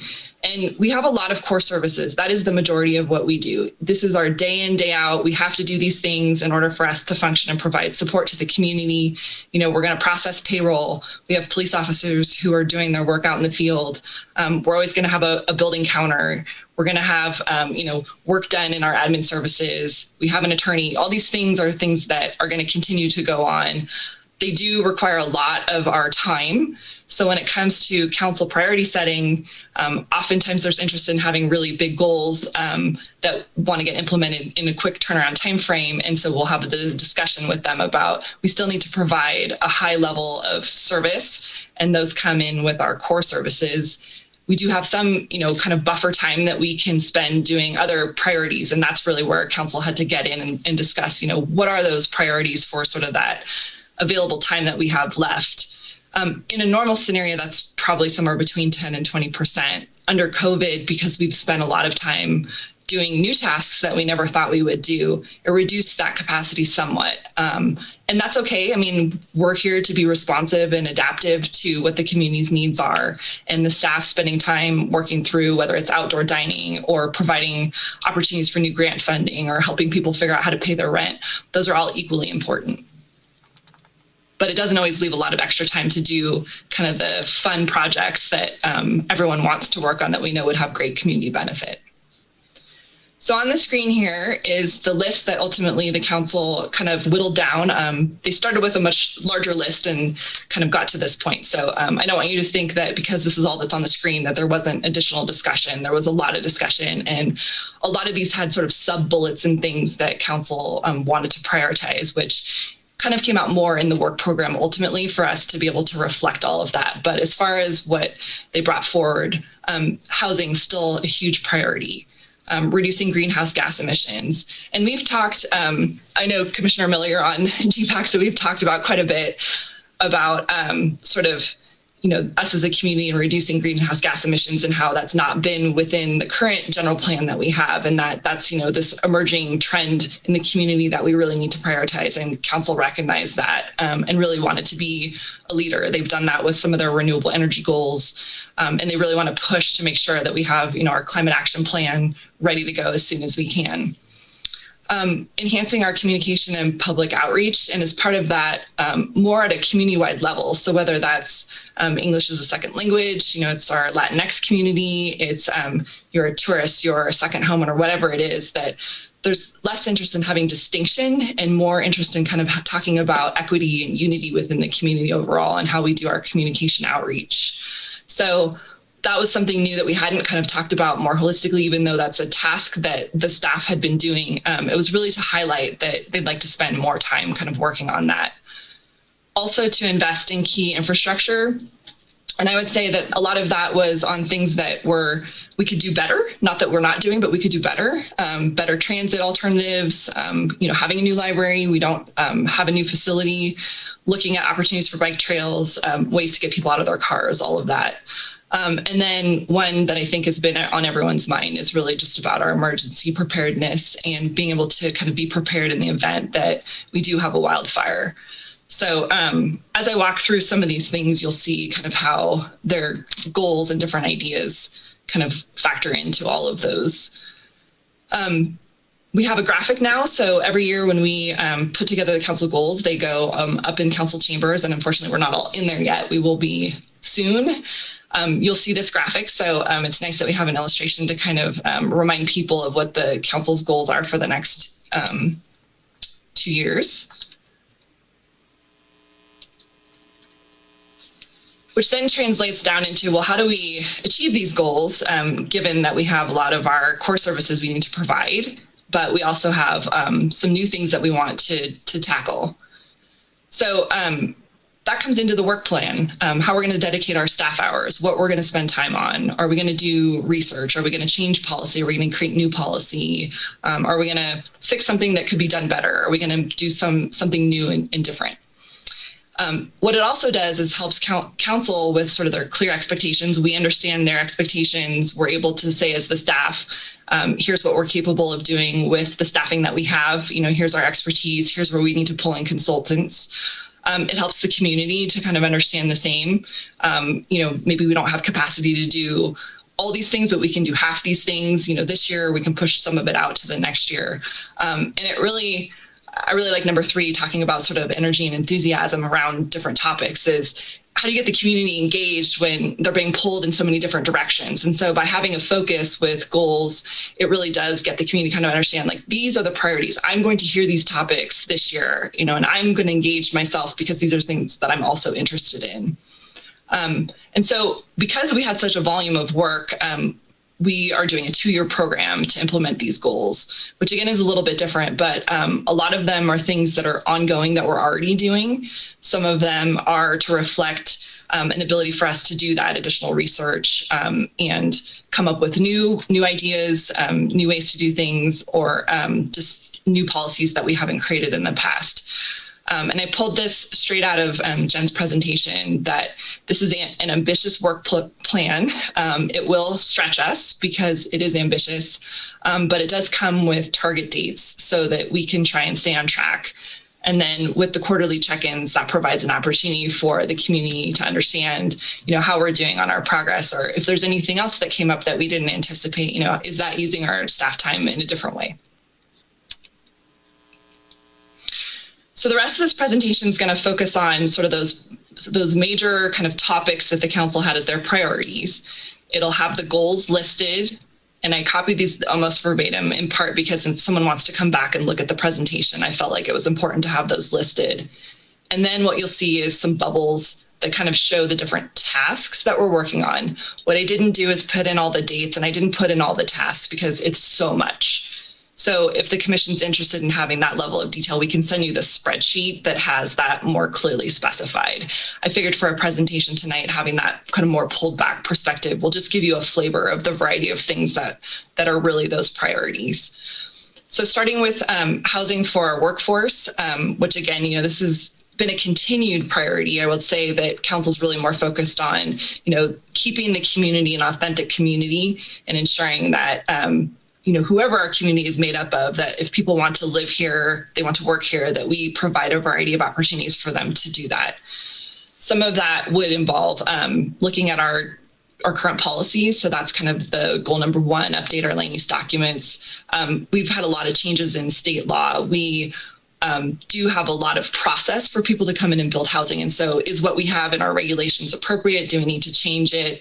We have our SB2 process where we're looking at some specific properties for residential densities to figure out if those are going to be appropriate for us to rezone, but really kind of taking that bigger policy lens and looking at what we're doing. Looking at opportunities to collaborate. There's always going to be grant funding kind of out there. There's people who have done it before us. So pulling our resources, looking at ways to implement programs that we haven't done before. So that comes under the housing umbrella. And the other thing that you'll see kind of in these things, you'll see commonalities. So I may be talking about the housing priority right now, and you'll see the general plan update, but you'll also see it later when we talk about sustainability. And that's kind of the nature of how this is that some of the tasks are just so big that they cross over into all of council's priorities. They are also very time consuming. And so there's no equity in how I show the bubbles. It's just to kind of reflect that we do have a lot going on, and there's a lot of overlap between all the different divisions. So it really is a team effort to get this work done. Some of the other things we have on here is sort of our affordable housing that we have and our deed restrictions that we have. How do we ensure that those stay in place? So going into my kind of bubble world here and looking at this, and you can kind of read them off yourself. I won't go over all of them, but a lot of these fall under the planning division. A lot of them fall under the housing division. And then we do have some crossover with sustainability and kind of what we're doing. So I list on here Innovate Gateway that will factor into the general plan update. The general plan update by far is the most time consuming for the planning division out of all these tasks. It will take substantial time on the planning commission's part also, because that's where the policy work happens to really implement a lot of these goals and priorities that the council has.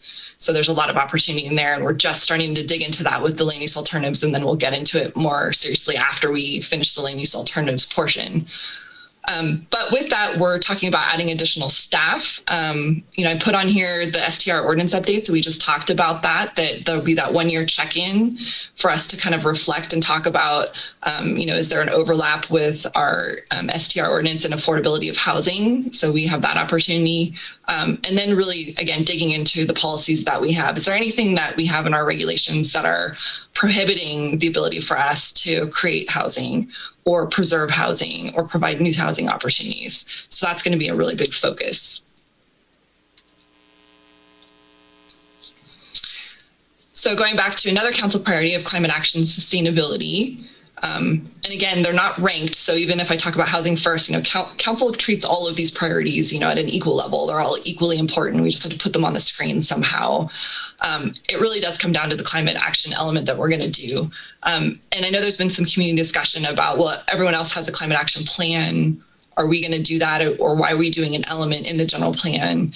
And that was our way to save resources and combine efforts. So it may not be quite the same time frame as if we were to do something, if we had started the process 2 years ago and said, we'll do the climate action different, like we might have gotten it done sooner, but we would have spent a lot more staff time and money on doing it. And so this allows us to have a holistic approach, but still be able to really address the community's interests in being a sustainable community in the long term. Preservation of Donner Lake. I think more than any other year, we saw that Donner Lake and a lot of our recreational amenities within the community were heavily impacted. Donner Lake, just like the Truckee River, is one of those jewels of our community that oftentimes needs a lot of help to support, knowing that it's going to be very popular. So council really wanted to look at opportunities for preservation, in addition to looking at ways to reduce trash, waste, and litter within the community, because that became, a really large issue for us to kind of manage, whether it was sledding and broken sleds or individual businesses not being able to keep up with their own trash services, or just tourists, people coming here not familiar with where they can dispose of their trash, all of that kind of factoring in. And how do we steward people to be respectful of our community and understand what's valuable to us? Looking at sustainable practices within our own policies and operations. So that's everything from, what we buy to how we use it, and exploring micromobility and transit options. And I know Commissioner Miller, that's dear to your heart. Some additional ones, connectivity through infrastructure development. So again, back to alternative transportation, community incentives for sustainable practices. And then kind of digging down even deeper to when we talk about, our waste, we have green waste and we have a lot of green waste. And so what do we do with it? Because, it used to just be, let's take it to the ERL and then we'll, go compost it. And now we've got so much, we don't know what to do with it. And so that's something that we're going to try and tackle. Sustainable community certification was something that they're interested in more long-term. And then kind of partnerships. And partnerships was a large theme with council, that they really wanted to look at ways for us to leverage our kind of collective abilities and knowledge so that we're not duplicating efforts. And so that will be a much higher profile level of work for us as staff than we've seen in the past. And back to my bubble diagram, see the general plan again, you probably see it on every slide. But there's some other interesting things in here. We have the bike share program, which is very interesting. We have what's shown on here is VMT thresholds 2.0. So that's vehicle miles traveled. We have a policy we've already adopted, but the 2.0 is, do we need to modify it and what does that look like? Doing another greenhouse gas inventory, and then creating a policy to ensure that we're doing that more consistently, that we've got a program for it to be updated regularly. We're currently working on EV charging stations at Town Hall. So that was a project that Nick Martin had started and got a grant for that Hillary is now taking on. And so you can kind of see through all these different programs within here that some are under Keep Truckee Green, some are within planning, some are within public works, that we're talking about what we're purchasing, what we're, trying to kind of do better within the organization. All of that falls under this big umbrella.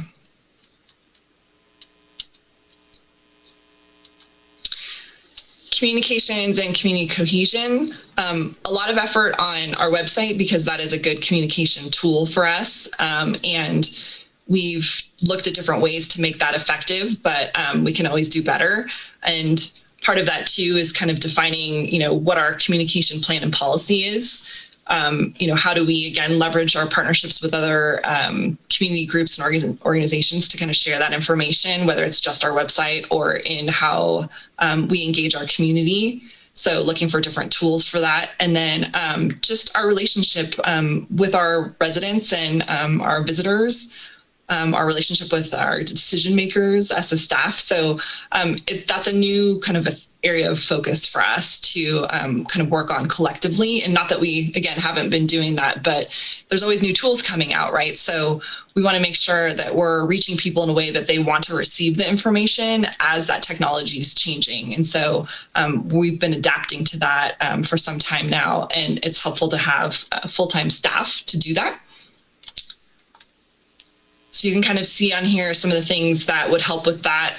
We do have some bilingual translation that we do now, and we've definitely have a lot more staff who are bilingual than ever before, which has been really helpful, including within our building department, which is a first for us. So that's nice that we can provide different services than we've had before. But what else do we want to do in our engagement with the community and how we communicate?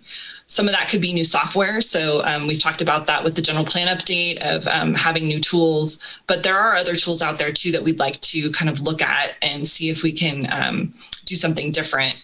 And that's, sort of this big umbrella of how we want to do things and how we can do it better. But again, having a full-time person being able to dedicate their time to that's really going to make a big difference. So council is very supportive of that and all of the work that we're doing. Infrastructure and community connectivity. So general plan. Can you hear me say that like 10 more times probably? Supporting the library project and being able to have connectivity through infrastructure development. So that promotes alternative forms of transportation, different, looking at our own facilities to see if we can make them more efficient. So we just are in process, almost done, I think, for doing our interior light upgrades. So that's been a big project for us. It's very bright in Town Hall. When you come in next time, you will see that the coloring is very different. So much more energy efficient lighting. That's just one example. And then again, those regional partnerships. So you see some themes and how these are coming through and what council discussed.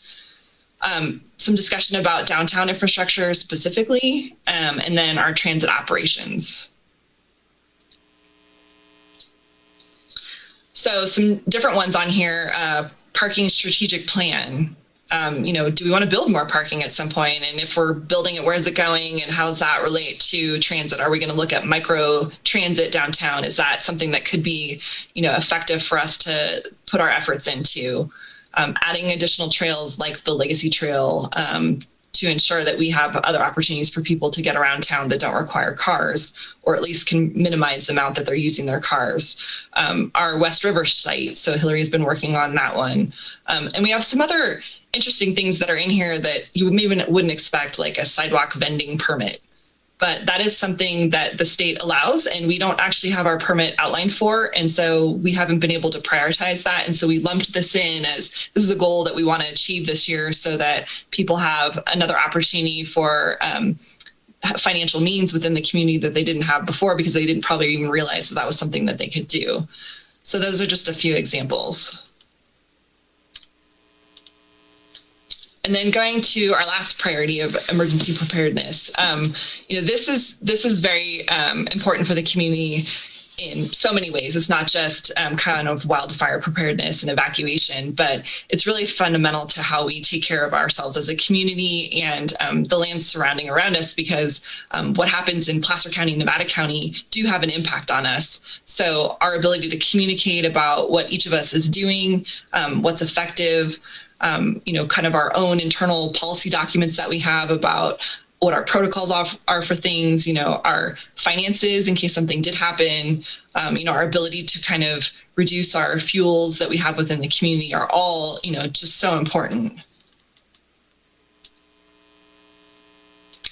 So we do have some projects, like I said, that have been ongoing. So many community members are aware of our fuels reduction project that we're doing currently. So if you've seen anyone in your neighborhood from the town who's out clearing brush and trees within the right of way, it's not because we don't love trees. It's because we're very much aware of having that necessary buffer in case something did happen. And so it's hard because we all relate to the importance of those trees, those shrubs from a visual perspective within our community. And it's a real tough balance. And so that's a lot of what the staff do, is look at, all these kind of competing factors of interest and try and do the best we can to ensure that we're meeting not just the council's priorities, but the community's expectations. And so, yeah, we're going to cut some trees sometimes. We're going to look for new ways of what we'll do with those trees when we cut them. So can we look at a partnership opportunity about a biomass facility so that, those things that we're cutting down in the community can somehow still have benefit, or at least don't become a risk to us at some point. And part of that is council saying we're good with having someone who's dedicating their time wholly to this for 2 years. So that will be a nice benefit for us, that although Bob Womack has been doing this work, sort of part-time in the background, he will dedicate his time fully to this. And we're really lucky to have him in that sense. So I think you can see that, again, general plan coming up in here, because a lot of this work will go into policies that help us as a community kind of be more prepared over the long term of some of the bigger projects that we may want to take on, kind of in that bubble of the emergency preparedness. I had one last slide, just because we had talked about this at the last commission meeting, of a bike rack, of things that, council talked about and acknowledged, are things that we could work on, but didn't kind of have the chance to mix those back in with all of the other priorities that we have.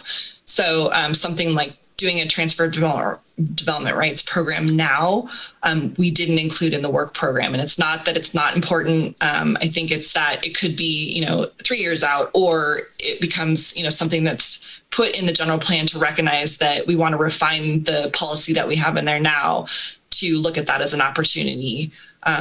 Welcome signage, kind of more discussion on social justice, EV charging station policies, all of these are just sort of other things that as staff we had kind of, either heard about in the community, had been talked with the council about, internally had talked about as things that we wanted to do, but didn't quite make it into the next 2 years worth of work.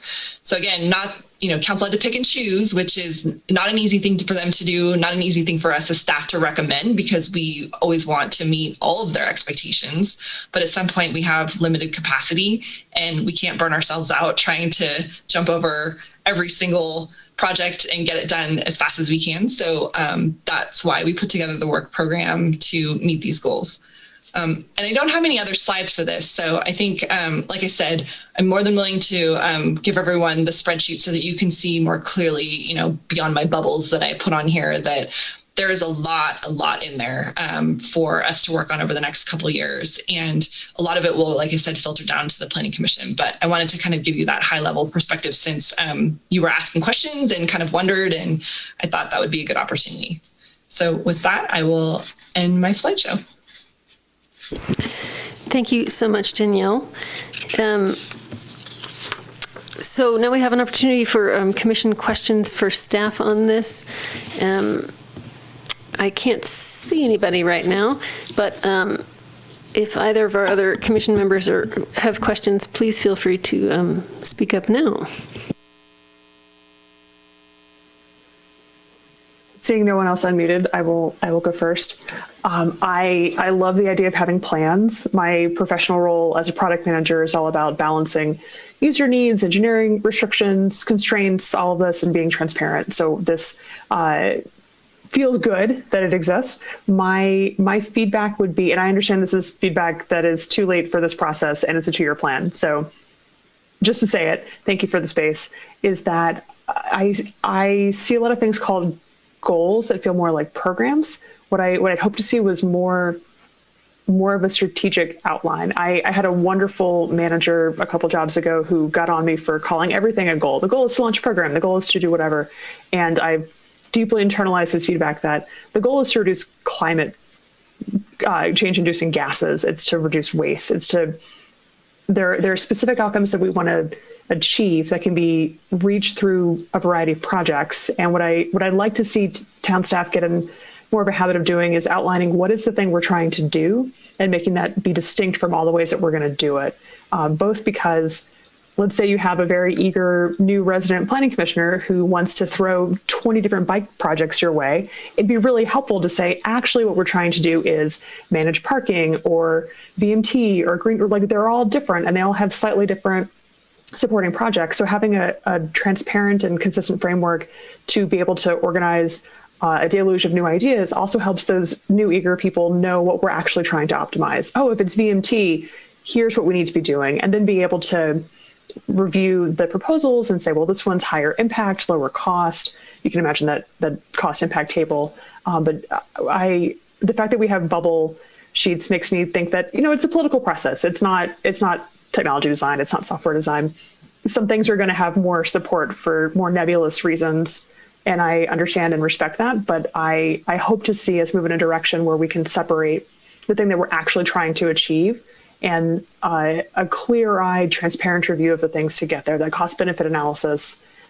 Are we spending our money in a way that's going to get us where we want to go as efficiently as possible? But I love a lot of things on the list. And so I'm happy that they're there. I'm not going to shoot a gift horse in the mouth, but I would love to be able to understand more specifically the goals that council and staff are trying to achieve to align my advocacy to support those. Thank you, Commissioner Miller. And Freeman, are you ready? Yeah, that presentation, Danielle, was awesome. Thank you very much. There's a lot of stuff on there. So I applaud you guys working to digest all of that and categorize it all and put it in to a meaningful kind of order and process. I think as it pertains to council or to planning commission, the more we're clear on what the goals and kind of big picture directions are of council, I think it's helpful for us to know that so that we can understand the big picture. Great. Thank you, Commissioner Freeman.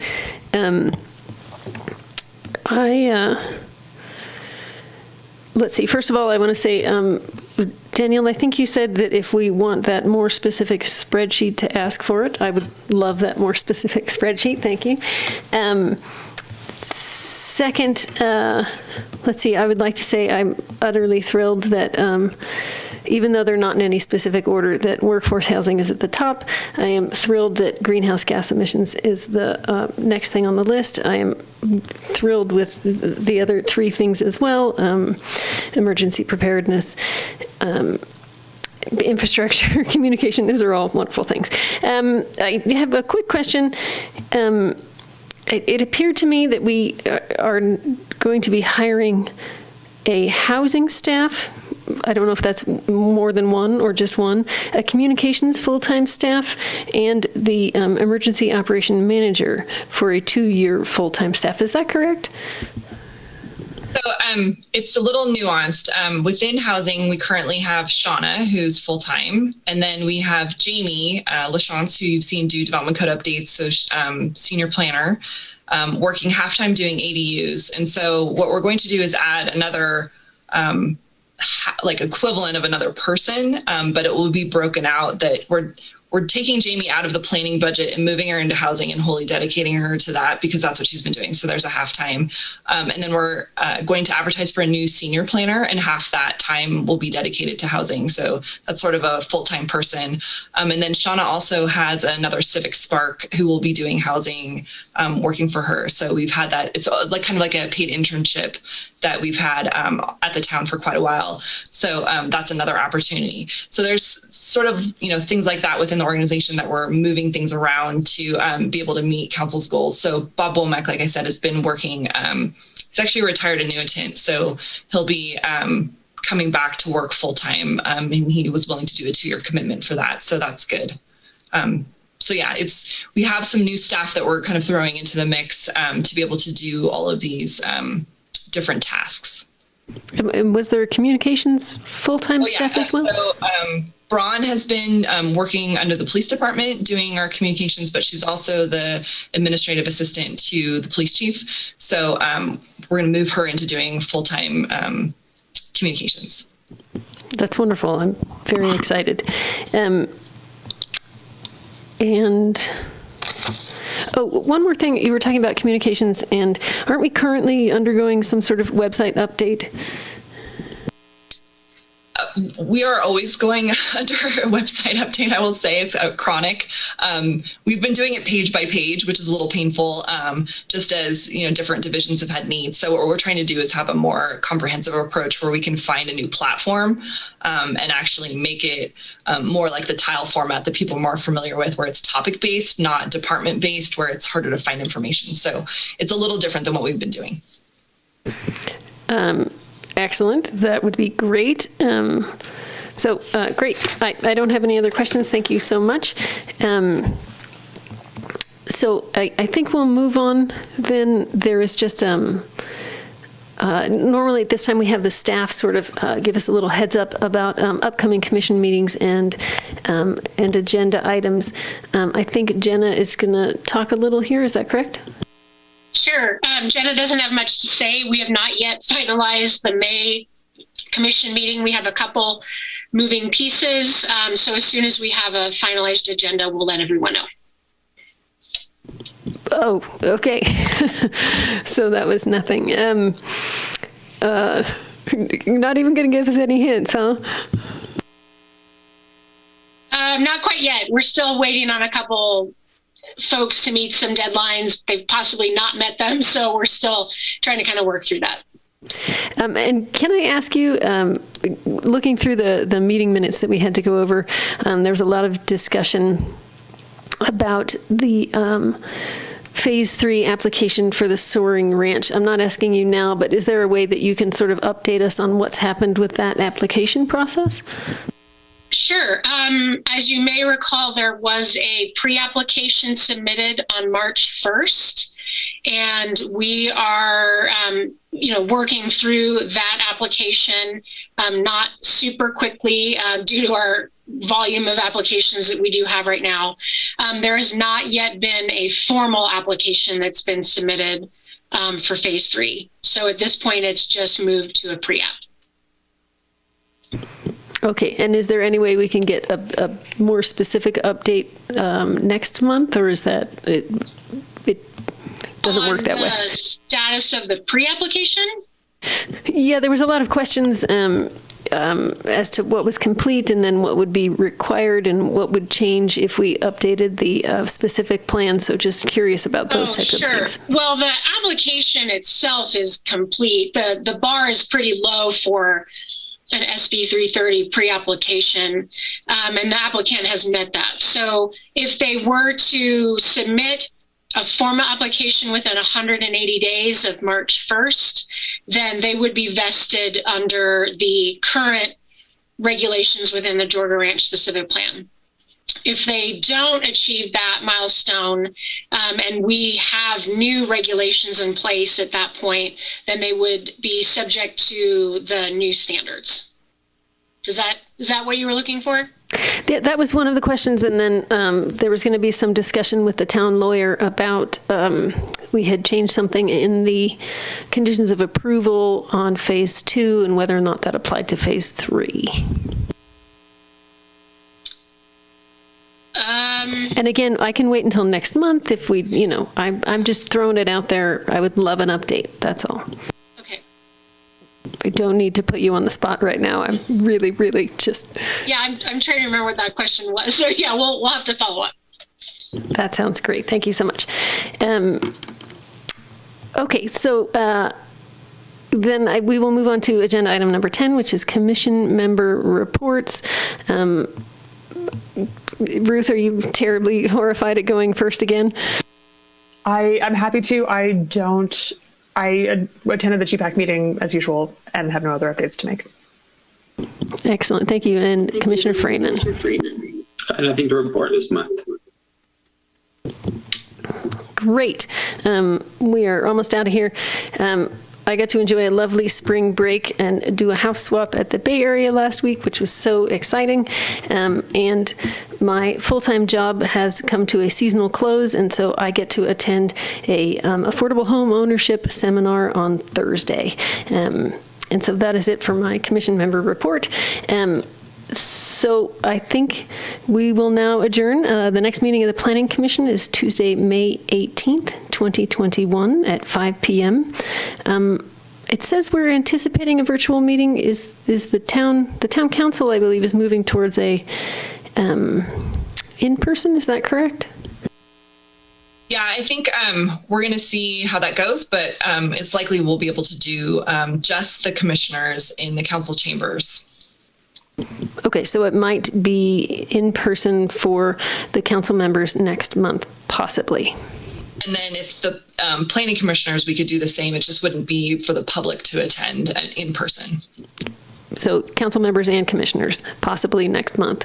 Awesome. Thank you so much. All right, we are adjourned. Thank you so much, everybody, for being here the whole time. Thank you. Thank you, staff. Thank you.